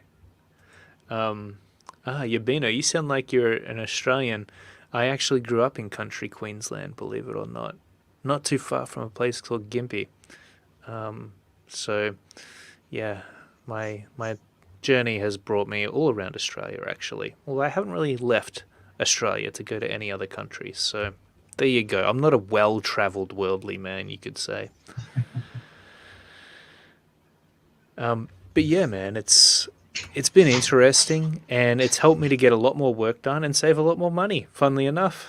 So it hasn't been bad. It hasn't been bad. Oh, and we got another one here. Oz Great Sage. He's from Gladstone, which is really cool. King of Roy. Yeah, I know where King of Roy is too. There we go. We got some Aussies tuning in. Awesome to have you guys here. Thanks so much. Dude, I think that the viewers today have gotten a real treat watching you create this thing from Yeah. scratch. See it And come again, I'm together from sorry. start to See, finish. this is taking so long because I don't know this character. Like I Yeah. still got other work to do on it, but no, I yeah, I wanted to do something kind of different. I'm like, Mm, gosh, do something yeah. not raciality, just because I draw raciality every day. Gotcha. Yeah, Really yeah. cool. Yeah, uh, whenever I come on with you again, if you ever want the 45 minute to hour 15 stream, I'll do raciality. Oh, dude, I would Yeah, love that. that'll be the, I would the, love to have you the back again, quickie. man. This is amazing. Yeah, I'm always available. I put that out there, and I don't really get hit up a whole lot. Um, yeah, Hmm. if I'm available, I absolutely. Oh, dude, I will definitely hit you up then in that case. I can't believe other people aren't hitting you up more regularly. Yeah, not really. I've got on like Joe Sontags and Hmm. the art stuff showing that here and there, but Yeah. it's Gotcha. usually they'll see me land in chat and then they send me a link. Hmm. They're like, hey, come on. That's really awesome. Um, so I've got Emmanuel asking here. He says, "Do you think that someone in the world of the art needs to memorize it all? Memorize No, all." no, Okay. no, don't memorize anything. It depends on where. I don't know. What do you think? Like, what's your opinion of memorization of? Of how things look in real life, or Yeah, the like techniques and stuff that you need to learn about? just visually, Hmm. I kind of feel like everything is squares and circles in a weird way. You know what I mean? Like everything's a cylinder. Like I don't know. It's Yeah, I think it depends on the genre you're working in. Um, Superhero comics typically are set in like sci-fi futuristic worlds almost, which means you can just make stuff up. And as you said, Shelby, you can kind of construct uh, vehicles out of blocks, basically, very simple shapes. yeah, Especially if you look at the new cars that Elon Musk is putting out, that's especially true. Very geometrical stuff. So yeah, you can again pick up How to Draw Comics the Marvel Way if you haven't already, because it does go over how to draw a plane, how to draw a car with very very simplified shapes, and that's all it is. Even the human figure can be broken down to that degree of simplicity, and the beauty of it is when it's that basic, you are easily able to visualize and comprehend how it'll look from different angles. You can visualize it and project it down onto the page with that foundation and just build up on top of it. What Shelby's drawing here, that just doesn't come out. There's a process behind it. It's built on a very basic structure. It's like you start out with the armature that you build the clay around, and that clay, it starts out in a very basic and malformed manner, but eventually you start pushing and pulling it and refining it, and eventually it starts to look like something. yeah. That's for me how comic book art feels sometimes. And with myself, generally, with it's only because I'm on the stream that I'm working this way. Usually, if I'm working on a page, I 9 times out of 10 I start on the head. I don't know if Mm-hmm. that's a comic artist thing, but I usually Oh start on the yeah, head and I get the face. And if the face is wrong, then the whole page goes in the trash. I mean, I hate to say it, but that's kind of like, yeah, that's kind of where I get, where I kind of my direction with comic art is like, if the head totally, is wrong, man. the whole piece is wrong. Yeah, yeah, absolutely. That's so true, man. I it's hard. I don't know if I take that approach. I know that the face is really important. Oh, because I work digitally, right? I know I can change it if I mess it up very very Right. easily. And so sometimes I'll scale the head up and I'll scale it down depending on whether or not it's too big in comparison to the body. So I kind of try to keep the entire figure in mind. Um, and sometimes the head is almost what I draw last in a weird way, I have to say. But I find that if I am able to get the head figured out first, because we're so familiar with the human face and and the distances between all the facial features, we're able to use that almost as a check-in point for the proportions of the rest of the figure. Because on some subconscious level, we know, based on the size of the eyes, in a way, how large the rest of the body needs to be, the torso needs to be in comparison. I think that a lot of the time you're constantly comparing one part of your drawing to another part in order to make sure that it's all cohesive and makes sense. Yeah. Yeah. Yeah, it's definitely something which I love about comic book art is just the level of engagement that you can get with it. There's so many things to consider at any one point in time, and that makes it fun. It's like a fun video game. It's challenging, but it's not too challenging that it's impossible, and you actually look forward to tackling that next piece, beating the boss that you've got to fight at the end, and coming out with something amazing. Zaid Comics, Phil, he's Uh watching oh. right now. He says that he wants you to know it too. Yeah, someone needs to kick that guy. He's a weirdo. Oh yeah, yeah. Good old Phil. The Zaid brothers, our biggest nemesis for the Barton Bros. No, not Okay. really. We love Yeah, those guys. didn't you guys wrestle? I thought I saw a video of you guys wrestling.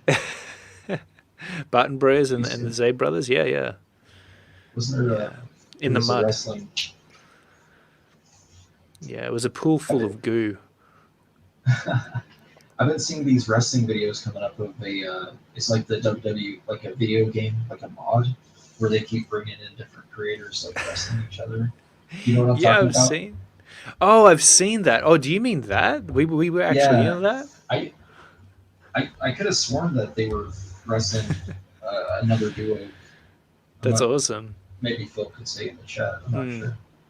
We should probably play on that a little bit more. Actually, I think that'd be really fun.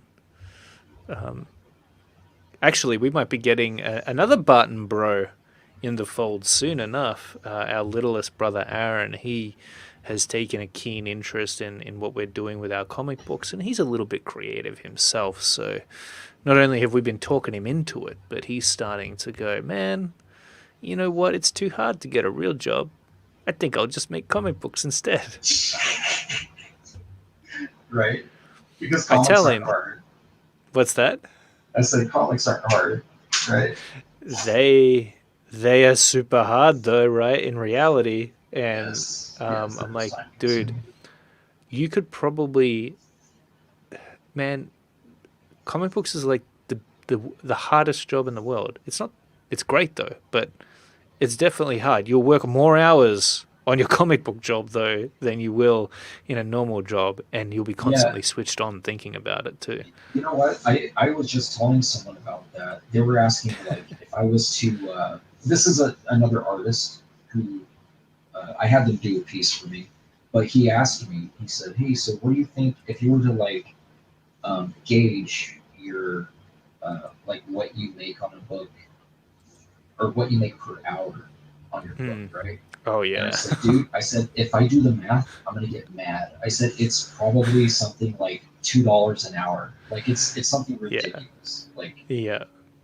yeah, It is depressing to think about that, but then I go, and I know this seems like a cop out to many people, but I do feel like you don't do it for the money. Um, I oh think it's no, good to make money, yeah, but yeah, and I'm a big fan of it. I wish I was more of a capitalist to be honest, but I'm just not. I wish I was though. I'm a fan of money. However, I must be very bad at business or something because I just spent way too long on my comic book art. And what's important to me is the legacy I'm leaving far more than anything else. And that legacy is encompassed within the work that I produce. We were talking about Alfredo Alcala and Buscema at the beginning of this interview. And when we look back on Savage Sword of Conan or on Voltaire, these guys are long gone. But and you look at the work of Berserk, unfortunately the creator, he passed away this year, but those stories will live on and people will love and cherish them for many years down the track, decades. right, And right.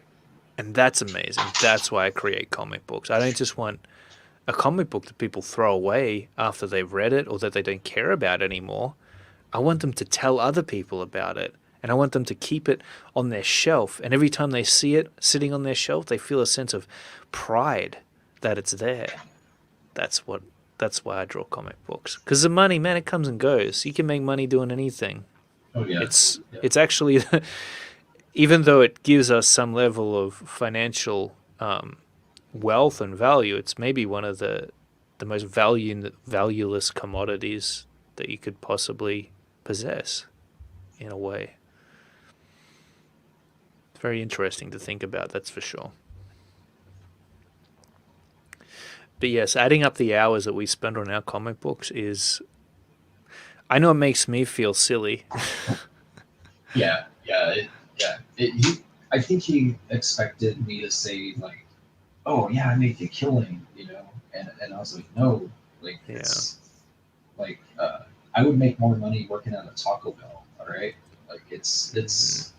it's kind of that situation, with books. Totally. Uh, you know, so that's when people ask me, and they ask me pretty often. They're like, what do you miss about 90? What do you miss about 90's comics? And my Mm, answer has always been the paychecks. That's been my mm, answer every time someone asks me that, because I'm like, that's literally the only thing I miss about the '90s comics. I think Mm. comics is in a better place right now as far as like um, uh, the artists just alone, like the artists that I've been able to watch grow and also take from, like uh, Dave Finch is a good example. Like Dave Finch artwork today is a trillion times better than what I was picking up at his in say like Mm. even 99 2000, right? Like it's Yeah, so much true. better today. And so I'm like, I just for that alone, right? There are some other Mm. artists that kind of fell to the wayside, but Very true. there, there is also a lot that got crazy good. Like they got way better than what, you Mm. know. And they Yeah, big influence time. everyone now. They influence everything. Yeah, it is weird actually to look back on some of these artists' older work because, speaking of David Finch, I still think that his older stuff has some charm to it actually. His style did change significantly though. When he was working on Cyberforce, it definitely had that more 90s appeal to it with the diagonal cross hatching in some instances. And then he slowly honed his abilities and came up with a style that was fairly unique to him. So But yeah. there was a point where I was a little concerned about his work, like Oh, okay. as if I'm like have any ownership in it. No, there was a point where I was a little concerned with the that Ascension book he was doing, Oh, and right. the only reason I say that is because the females were like very obviously Patrick Nagel, like straight up Patrick Nagel like swipes, right? And Oh, right. it just kind of I was like, oh no, like it was almost like seeing a someone with a lot of promise decide that they're going to just switch it up. You know what I mean? Oh no, In the man, that's wrong my worst direction. fear. Yeah, and so that was like that was my thing with him. I was like, oh no, like I really hope he changes this at some. Yeah, This just is not working. right. Um, but he did. He got better. He got better. Yeah. It's so hard as an artist to figure out whether or not you're making the right call when you do something like that, when you let someone else's style influence you in such a way. Um, and it can be hard to know whether or not to even move on from where you're at, whether or not you should progress, because the moment you progress, your style does change a little bit. Do Right. you but you've got a very consistent style about you, Shelby. So, how have you managed to keep it so balanced over the years? Um, I I think that it's what I do is I tend to have books on my desk when I work, um, but they tend to be the same books. Like when I have books out when I'm drawing. Um, let's see what I got over here. I got like I mean this. Let me show you this because we're talking about Franklin Booth. This is a book that I have out quite a bit. Yeah. Um, this book right here, this Franklin Booth book. Um, it has a lot of really cool liner. Mm. Oh, This yeah. book here is the one. This is the one that I was convinced Mark was taking from. Um, Yeah. with the Oh, style, yeah. like it's just insane with this liner. Dude, Um, no doubt about it. like look at this. Like this is just like It's on another level. that's all inks. Like that's all inks, right? So it's line variation. Um, Dude. yeah, and then he's got stuff like this where Wow. there's values in everything, right? Like it's not just inks. It's like there's like value. Like this is insane. This bookcase with this white spider web, and all that white is not white out. That white is where he did line breaks to create that web that comes out of it. You know. Hmm. Um, Yeah. so yeah. Anyway, books like this, and then I have the occasional Sylvester book I'll have sitting out just because I like the use of. Sometimes the negative space. He has good use of like negative space with Mm. kind of Oh, shorthanding stuff sometimes, but it just for looks sure, cool. man. For sure. It's really, really awesome to look at. And yeah, I see work like the stuff you just showed us in that book, and man, it makes me go, there are levels to this game, dude. There are levels to this game, and I think for me sometimes I just want to know that I can do it. And that's sometimes what directs my style is I'll keep trying to do it until I achieve it. So, Um, this is a book I would recommend to you. oh cool. Bob Peak, uh, Nice. celebrated illustrator. Um, this is on the same level as I would say Drew Struzan in a way. Okay, Mhm. so All right. yeah, if so, yeah, you don't even have to own this book. If you're ever needing some inspiration for design, I would Google Bob Peak paintings and or even sketches. Yeah, Hmm. he's next. His work was next level. Um, yeah, that's a new addition. I have several of his other books, um, and then like That's awesome. I don't know. I tend to look at stuff that's not comic related. Like I'm a huge Norman Rockwell fan, so Okay, I have a lot of awesome. Norman Rockwell, and yeah, it's I know it's goofy because it's not Jack Kirby and stuff, but it's the stuff that makes me kind of like want to draw when I look at it. That's freaking cool, man. So awesome. Wow. Yeah, Yeah, and I think so that's another really cool thing about being able to hang out, having the opportunity to hang out with creators such as yourself, and even for the chat, the wonderful viewers right now who are tuning in to be able to see you work live and ask you questions, is we're not just seeing this stuff in books anymore. We're actually able to yeah, see the I hope artist in action, I, I hope I'm not like confusing anyone or getting like bad in. Like I don't know. being a bad I kind of just influence. say how I see it. Yeah, I kind of just say how I see it. It's I think at the end of the day, man, the proof is in the pudding, right? And you're able to produce some killer work. So if there's definitely something to learn here, I would say. One thing I did want to ask you about, actually, that I can't believe I haven't asked you about it just yet, is your approach to rendering. Now, I am usually pretty uniform when it comes to laying in my crosshatches.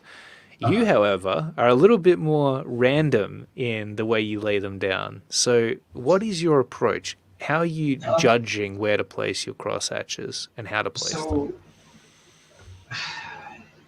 I don't know if I've been doing it on this piece. So what I will do sometimes is uh, let's say let's say so let's say like an eyeball. I'll just do a panel. So we'll do um, so like there's an eyeball here, and then you got the Hmm. Oh, wow. eyebrow. So you got the eyeball here, and then obviously it insets here, right? Yep. And then like the nose, and then we'll say the cheekbone comes in like this. I'm just doing super generic. Yeah, yeah, for So sure. anyways, so kind of the way it wraps around, these are just indicating where the shadow would drop, on the figure. The way I would do cross hatching is I would kind of establish like the black area, right, like where the shadow would be, Yeah. um, and then maybe even under the eye here. And then I know you're going to have some gray that kind of comes out this direction, right? And then you're probably going to have some gray that kind of comes up. And you know that this area here, like, I get a red pencil. Um,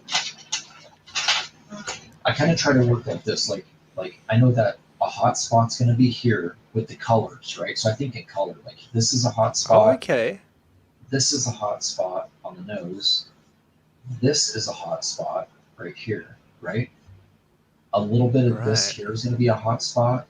So you kind of see what I'm doing. This is a hot Yeah, yeah. spot, right? Like the So brightest I highlights. yes. So what I and then of course this here as well kind of dithers into this one. So when I'm doing hatching, I try to kind of conform to these areas. So maybe this here is completely black. Like it's gonna be really horrible. Right. But maybe all this is black. Maybe this here is black. Um, so if this is all black here as well, I'll usually directionally, it doesn't even matter which direction. I might just come in and do like a little bit of a fade into this, but I'll kind of stop here because of that. Right. And then I will um, maybe hatchet kind of coming into it a little bit. And then I Yep. always like, I know it's like a big, like a finch thing, but I'll usually come up with some TPs that kind of come up into this area. Yep. But then Yep. I'm not going to really let them go into this area here. And then the same Gotcha. thing with this whole thing here is, yeah, like some hatching here, and then Okay. maybe a little bit of fade, but always remembering that this is where the light's hitting it the hardest, you Yep. know. Um, Yep. and then yeah, That's and then awesome, man.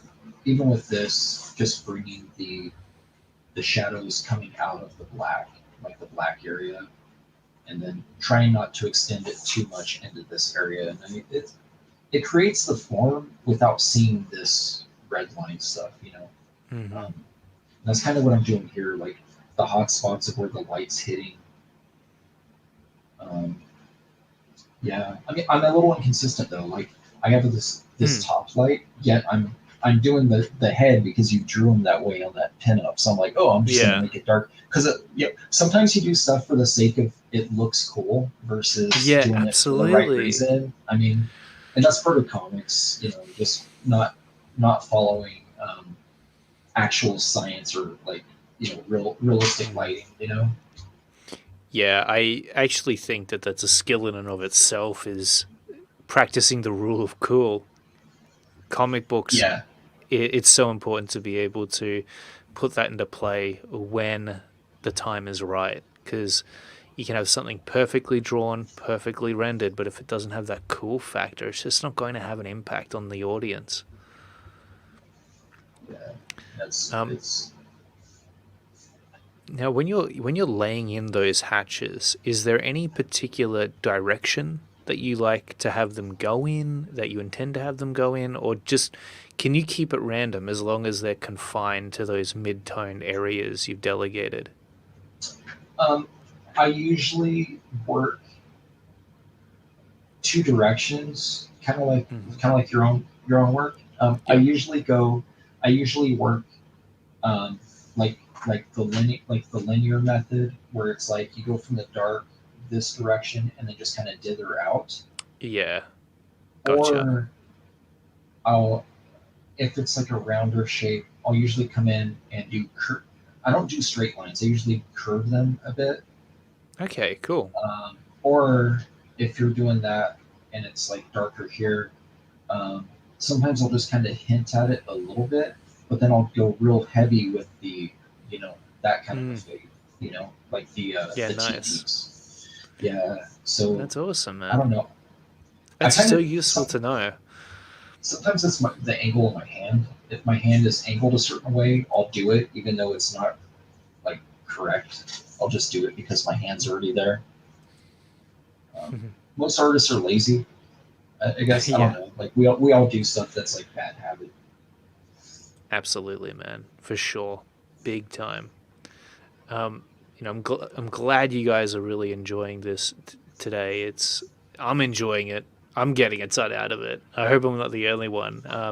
NTM Comics says just by watching Shelby draw, I've been able to learn so much. His streams have taken my art to a better level. Pretty awesome, man. That's gonna feel good, Shelby. Yeah, thanks. I don't know. It's do you feel like you learn a lot when you watch other people work just because it's not your hand? You know what I mean? Like Yeah, I think even with time lapse demos that don't have dialogue, which can often, I don't know, be kind of distracting actually. When you see somebody else work, there is something about it that changes you, I think. And on a small level, right. I've noticed that I will tend to, if I'm in a place as an artist where I'm a little bit, you could say, complacent Right. and I'm being a little bit passive, and I watch somebody draw who I really admire, I'll notice that I start to wake up a little bit more, and I'll get to work and my lines will be a little bit more energetic. I will try to capture the same gestures that I see in their hand as they work. And I do this on a subconscious level. For some reason, it just kind of kicks me into gear a little bit. And for me, one of the people who I recently watched who had this effect was who was Philip Tan. Philip Tan. Because I was really like fascinated by his recent style. Philip Tan is an artist whose style has changed dramatically, actually, over time. But his most recent style was just cross hatches going in all sorts of different directions, and actually watching him work just really the way in which he described the figure and the anatomy and the way in which he suggested different lighting scenarios and rendered it out, of course, was super valuable to me. And it's not like my work started looking more like Philip Tan's work.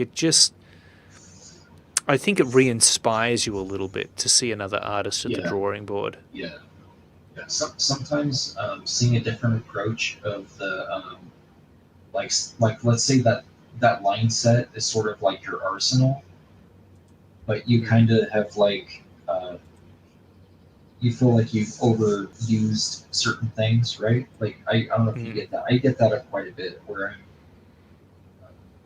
I feel like maybe it's like, oh man, everything I'm doing is kind of looking the same. Like no artist really wants that. No, yeah, I think it gets a little bit boring then. It's like, man, why am I rendering these trees in the same way I render rocks? This is boring. Or no, Yeah, yeah, I often find it with armor, like the armor of Chief Baron here, right? Sometimes I'll be rendering that out and I'm like, man, does this look like a rock? Or does this look like a piece of metal that's been worn? And yeah. and I think it's Well, because you're still using the same hatching techniques to render it out, but you still got to make it look different in some yeah. way. Just leave it for the colors. Just leave it for Yeah, the leave it for the colors. colors. They'll work it Yeah, out. yeah, yeah. The colors can take care of that. Yeah, And then you remember, you're like, oh wait, I'm the colorist. Oh man, mm, yeah, for sure, big time. that's my life. Totally. Well, you're doing all three. So, I mean, on a serious note, how do you manage your time? I can see why you don't actually get around to streaming as much as you probably feel like you should be, because you're just working I all the time. um, I try to take advantage of like me time. Like I Yeah. don't I don't get to do a lot of like seeing new films and Netflix and all that stuff. Um, we have all of it, Yeah. but I'm not the one who gets to benefit from it because I'm up at 3 4 in the morning and I'm the one who's Whoa. staying up and doing stuff and then getting massive amounts of loss of sleep. Honestly, Mm. um, you know, So, how much it's sleep do you get? oh, not much. I was up pretty late. I was up pretty late with Phil. We were talking about some stuff and just All comics and right. showing off like stuff that we own and that. But yeah, Phil and I mean, we were up to like 3 or 4 in the morning, so it kind of messed me up. I mean, that's not common, but uh, Mm.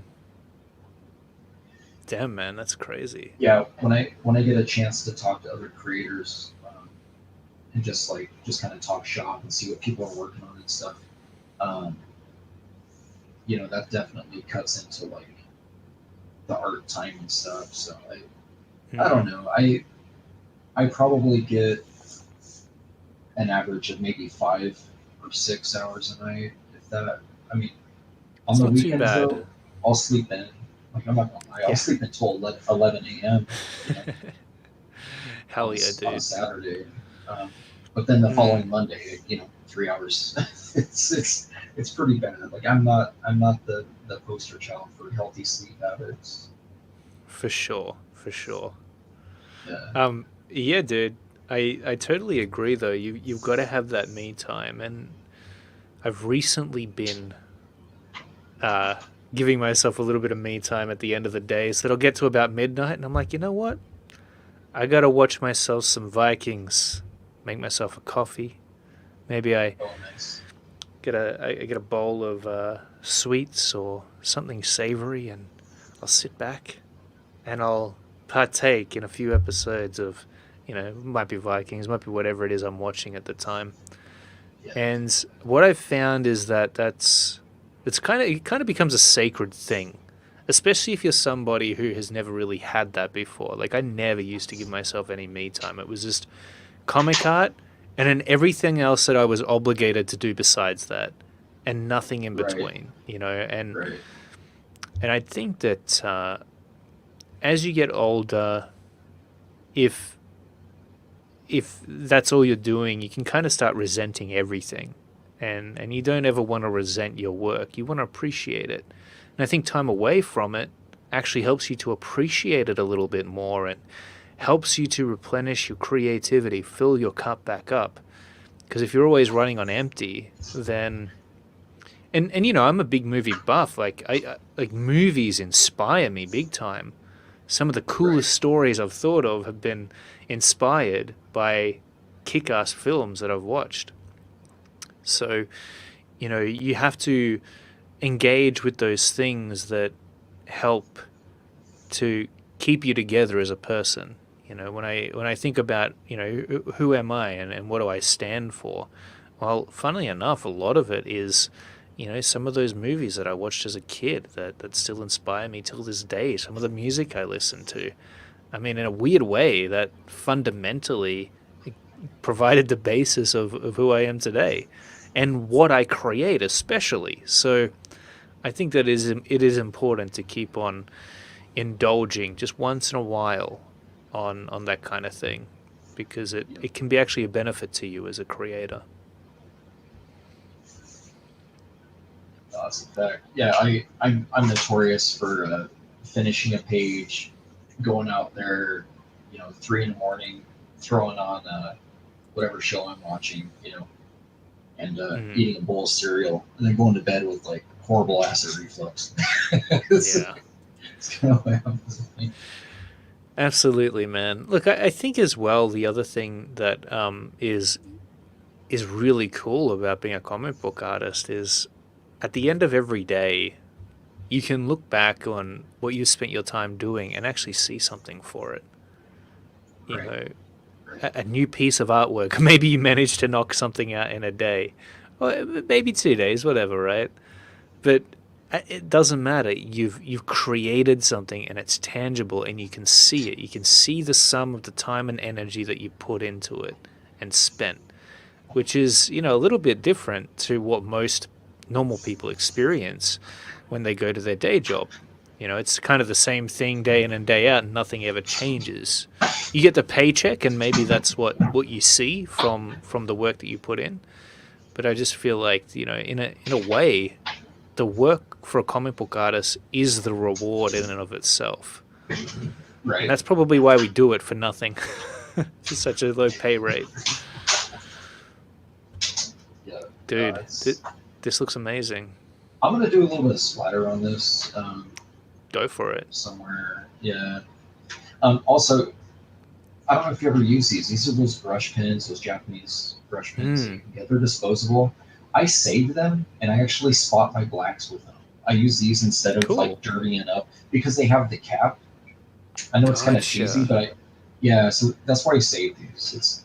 I know Yeah, there's like right. it's kind of good. It's kind of goofy. It's something that I do just because it's like Yeah. it's easy. It's easy to do.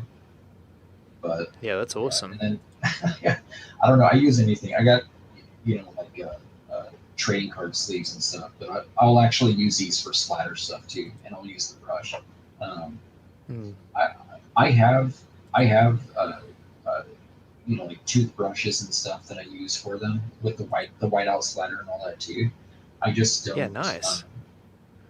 Yeah, it's just for texture a little bit. I know a lot of people don't like the splatter effect stuff, but Hell yeah, man.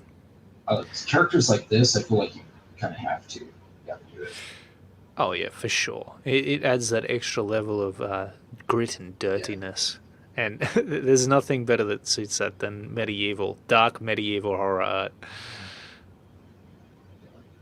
Well, the audience, the wonderful viewers, definitely want you to splatter it up. So you're doing the right thing there. Is it Phil? I know Phil's like the he's like a No, wise looking Ali, man. Jason, more splatter the better. Yeah, So he's got Chuck a Gibson, he says that taking a decade off was the best thing he ever did to recharge his art. So that's mm, pretty cool. I've always been that apprehensive to do that. yeah. I mean, when you got stuff to work on, it's probably not a good Mm, idea. yeah, Um, but no, I know. Yeah, there's a lot. I mean, it's kind of like that.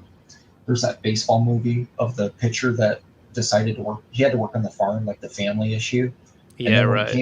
when he came back to try out, he actually pitched like 8 miles more faster of a fastball, like because the farm work made him stronger. And then, so he was like he played on the Toronto Blue Jays. I think he was the oldest rookie in like MLB history. He was like 40 Wow, as a rookie. Yeah, which is insane. That's usually like retirement age. that's But crazy, yeah, dude. was it David Well? I forgot the pitcher's name, but he came in and he dominated for like a span of time. That's really amazing, man. Um, yeah. So And it up here it gives the says, rest of us false hope that we're oh yeah, like, oh, we can yeah, be, yeah, you can play football. You can be 40 and play football, right?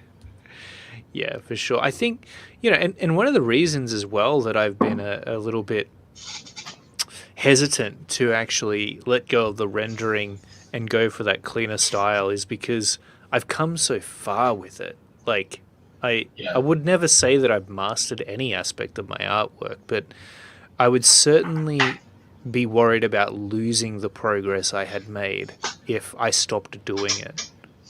I feel like you can see that sometimes with certain artists. They either go away for a little while and work on something else, maybe movies, um, or whatever it is, and they come back and their style has changed, and it's not as on point as it used to be. So, practice. If you sat down for 10 years and didn't walk anywhere, it'd be kind of tricky to rebalance yourself when you eventually got up. Um, Yeah. Yeah. It's definitely better to stay in form than not. So this is okay. my. I've had this right here. This thing here is my little. This is all dried out Pro White. If you've ever used Pro White, the brand. Yeah, right. So to spot blacks, I usually use. I wasn't using it tonight, but I typically use this stuff. Okay, so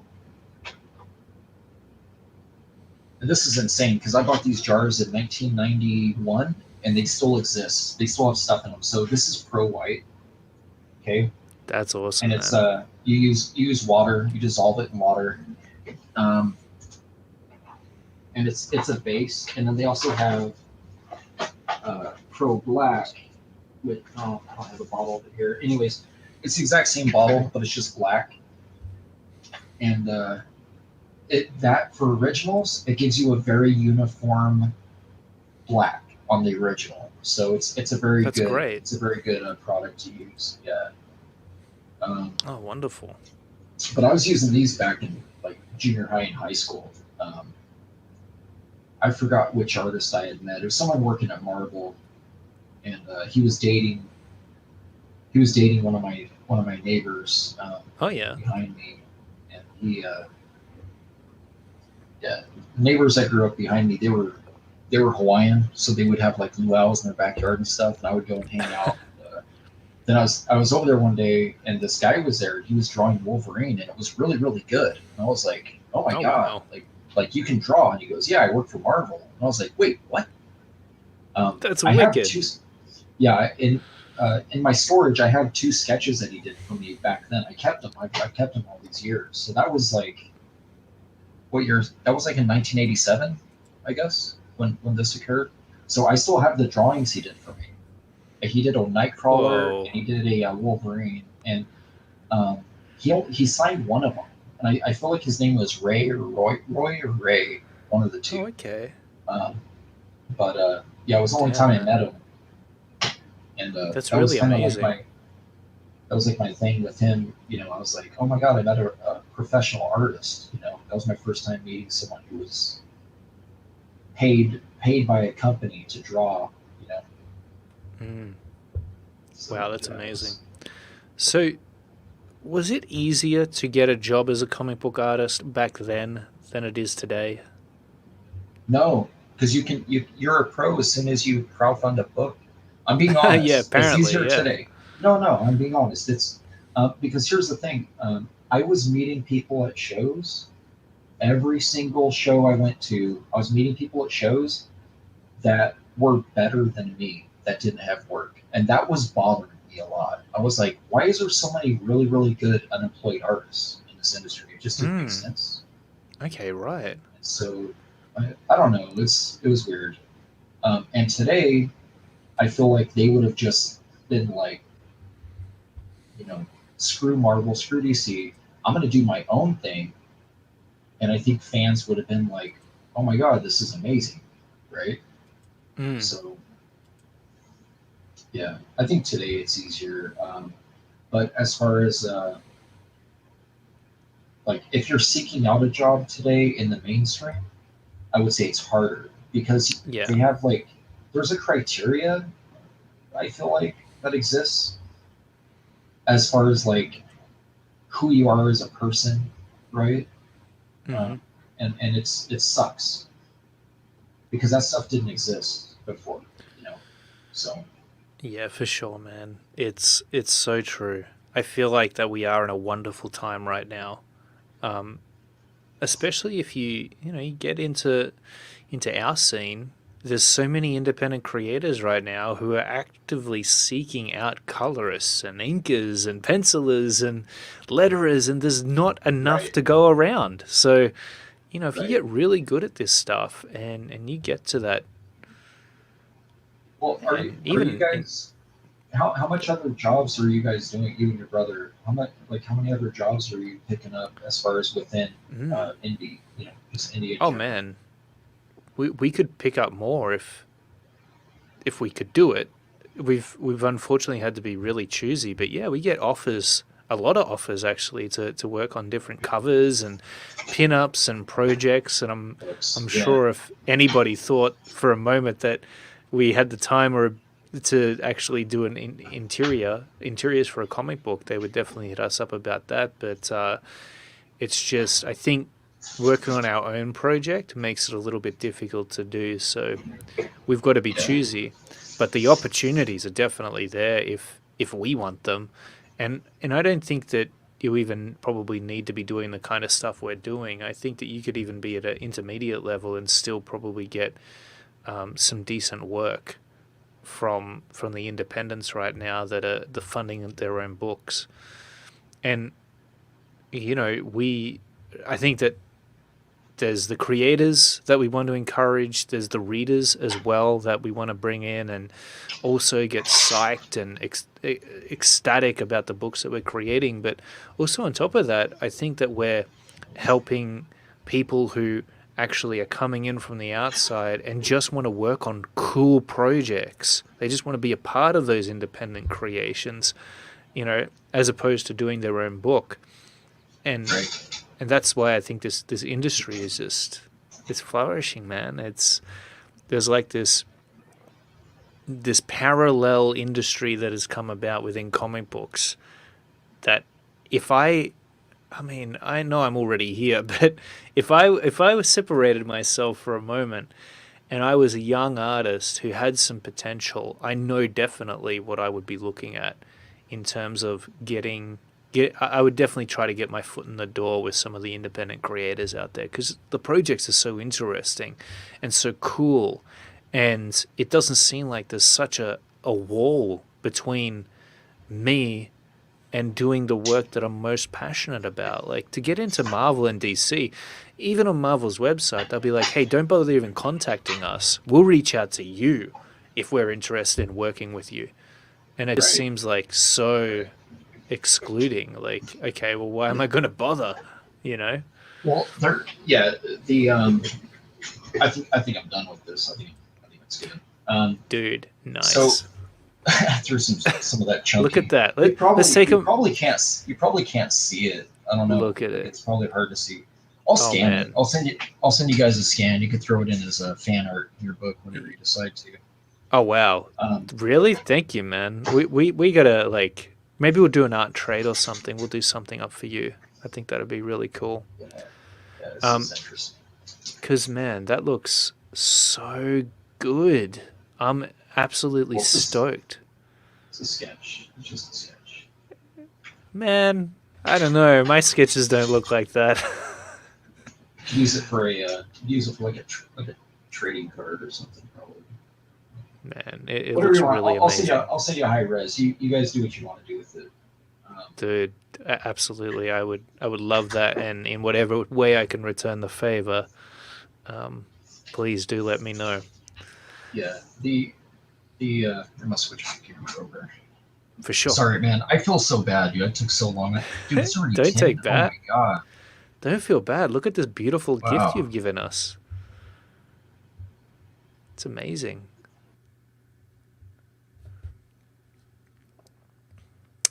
Shelby has left the building, figuring out his devices. He'll be back in just a second, but wow, what an amazing piece of artwork. I can't believe that he constructed that thing right before our very eyes here today throughout this stream. A whole 3.5 hours later.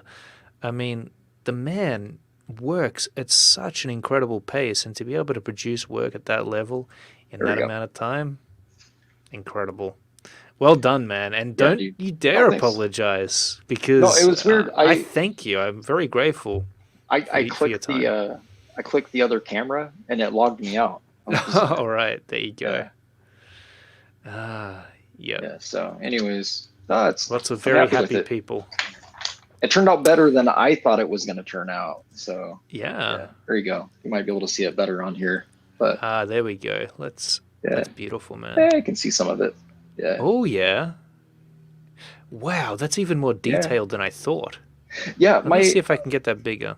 I'm using the 922 camera on my my art desk, but I feel like it doesn't really show. I feel like it doesn't show everything. Gotcha. Yeah, Maybe I you got gotta two mess different webcams I use, so That's beautiful it's just stuff. flashing blue. Strange.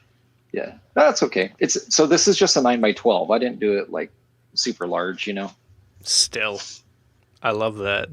Man, very, very grateful. Very grateful. Thanks so much for doing that Yeah, up today yeah. and Well, for your time. I'm glad you recommended, or your brother recommended knocking it out. I was like, yeah, dude, because I wasn't really inspired. I was like, I can do Rachel, but I do Yeah. Rachel every day. It's kind of same old, Yeah. same old. For sure, for sure. No, I think that's awesome, and we will get you back to do Rageality. By the way, everybody, Yeah. if you haven't seen it already, be sure to head on over to Rageality's War.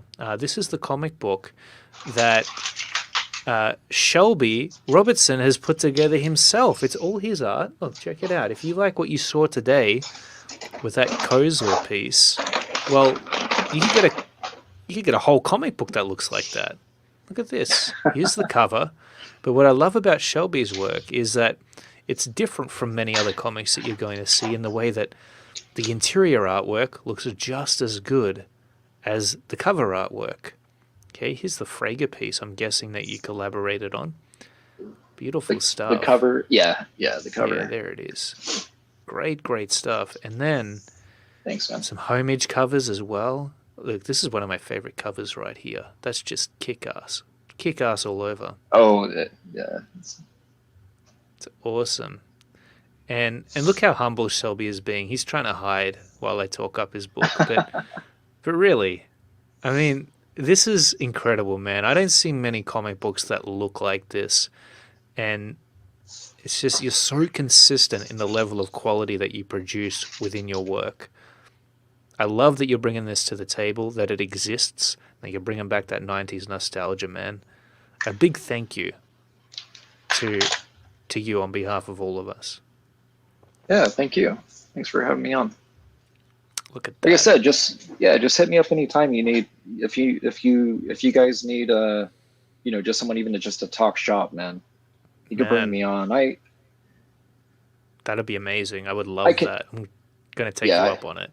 yeah I can work while you're creating content and all that. So Awesome stuff, man. Look at that. Gorgeous work. And you're a great colorist, so you colored all of this. that's all my Wow. colors too. Yeah, like I said, it was more of a I didn't have a colorist lined up, so I was like, I'm just gonna color it myself.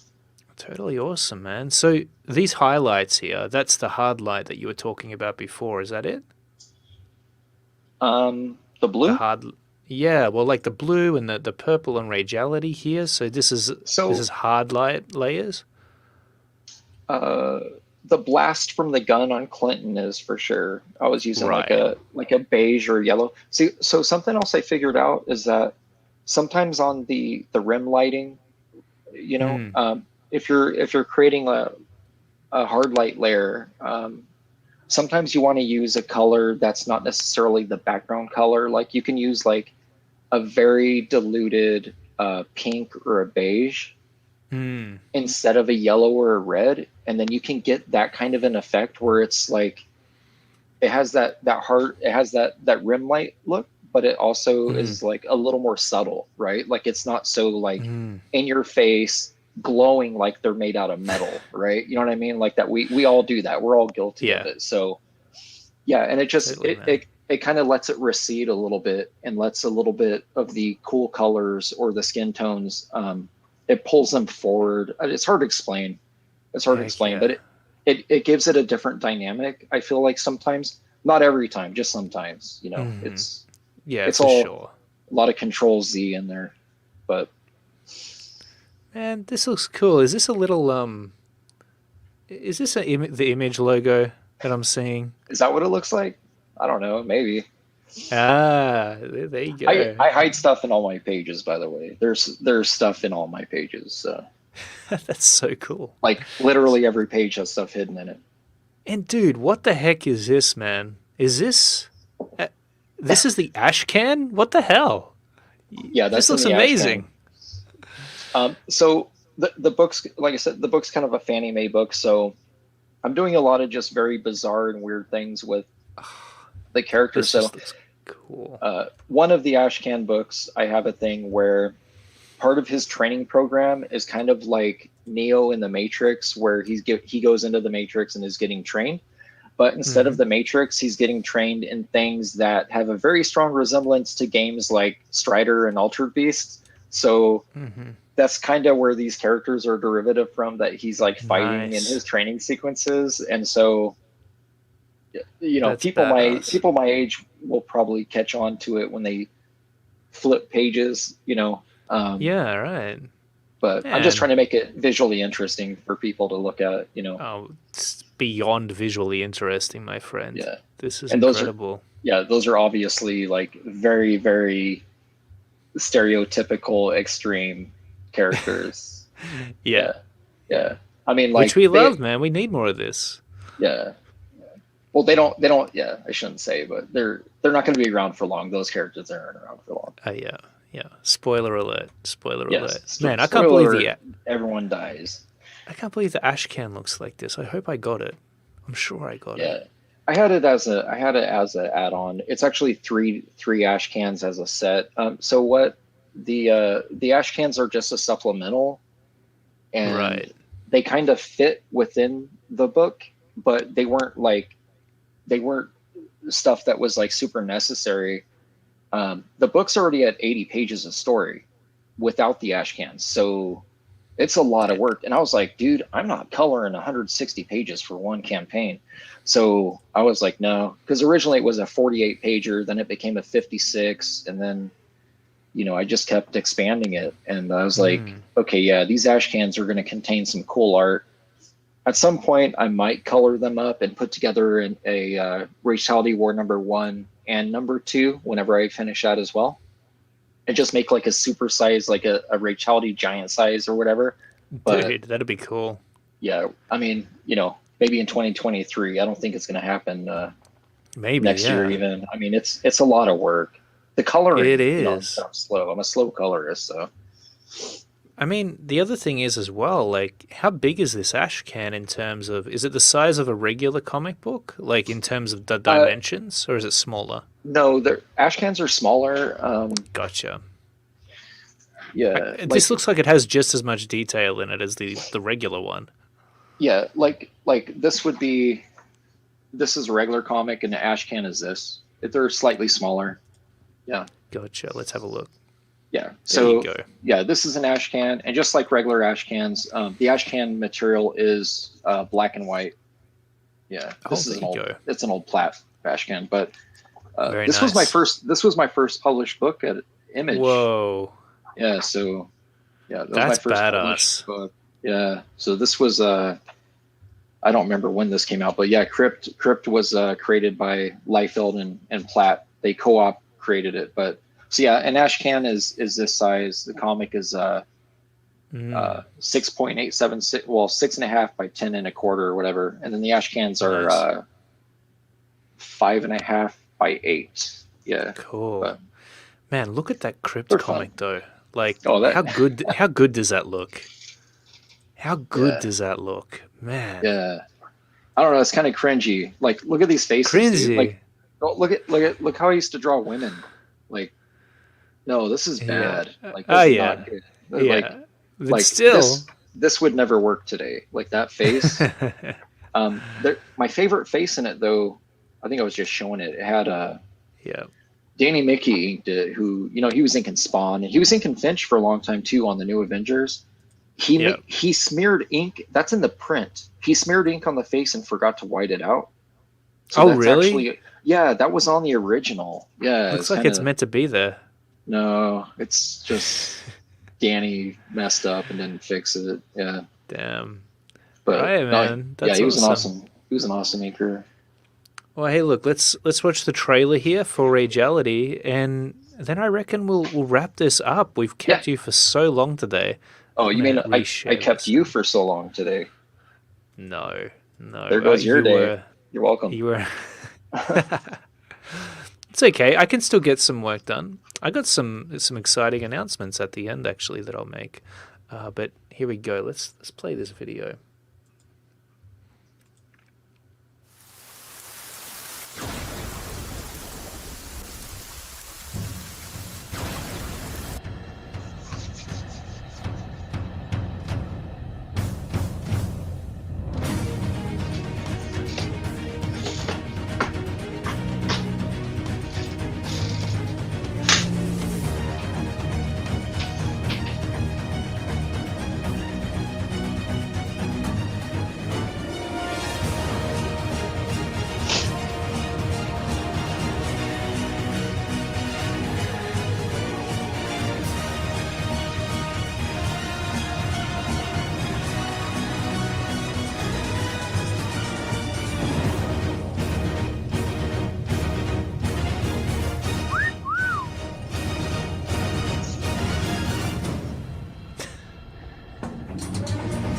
So ridiculous.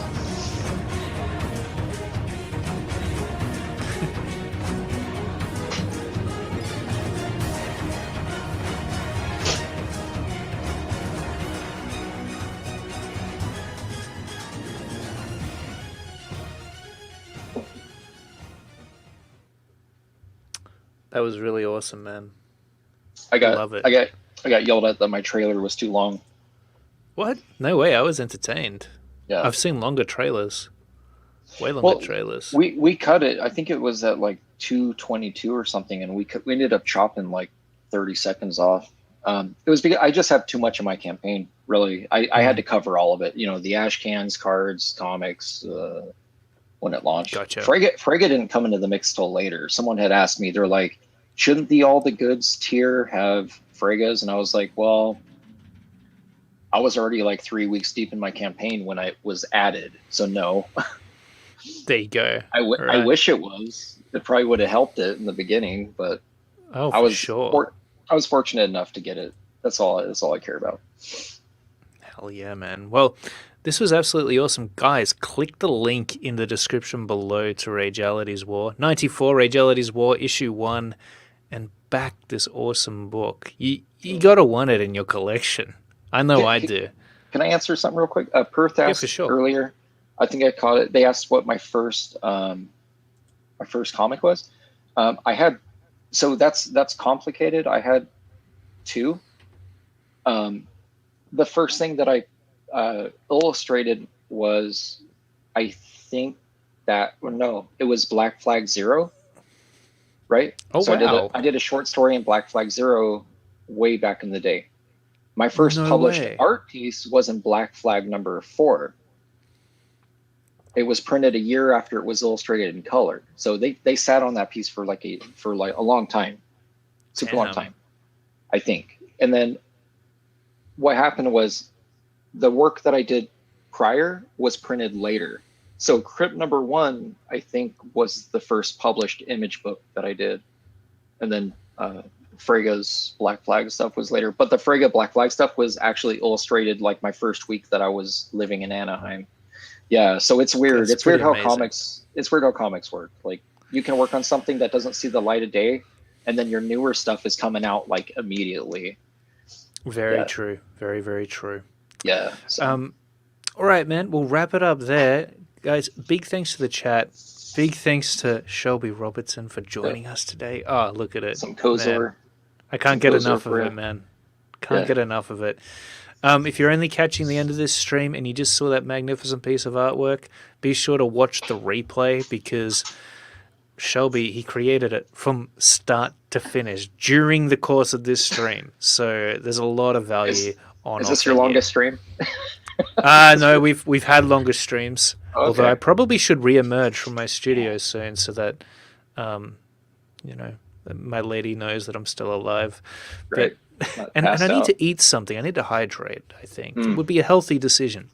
But before I go, I want to remind people that if you've done all the courses and you've done all the YouTube videos and whatnot, and you're looking for something more to get your comic art skill set to the next level, I am offering mentoring sessions on howtodrawcomics.net for a very reasonable price. We've had a few people book in already, which is awesome, and it just brings me right back to when I was in the classroom teaching the wonderful students that I had back in my 20s. It's very, very fun for me. You're going to get a ton of value out of it, so I highly encourage you to click the link in the description below to the mentoring sessions after you check out Ragelity's War. And just, see if it's something that you might be interested in that could work for you, that could get you to that next level that you want to be at. The other really exciting piece of news is that I am putting together a live series of workshops that cover a range of topics. And the first one that's going to come out is how to draw heads and faces. As we talked about today in this stream, they're very, very important. If you don't get your heads and faces right, it doesn't matter how good the rest of your illustration is, it's going to be completely fudged. So the best part about live workshops as opposed to the pre-recorded courses is that we're going to be catching up just like this, like Shelby and I are. I'm going to be able to do a live demo for you, and you can do it along with me. Show me how your stuff's looking, ask me questions, and we can really work together to make sure you really get this stuff, that you really are able to take in the information and apply it in the right way. So that's probably a week or two away from actually getting off the ground, but I'm putting some things into place, and the outline for this program is super exciting already, and I'm pumped. So that sounds interesting to you? Like, I've got no page to send you to at the moment. I just want to let you know about it because I'm super excited. But that's it. If you'd like more comic art tips, tricks, and tutorials, head on over to howtodrawcomics.net, and you'll find a whole bunch of resources there to help you out. With that said, thanks so much to the chat for tuning in today, for sticking with us for so long. We really, really do appreciate it. And Shelby, I can't thank you enough for being here. Thanks so much. And we hope to see you back here again. Absolutely. All right. Until next time, guys. Bye-bye for now.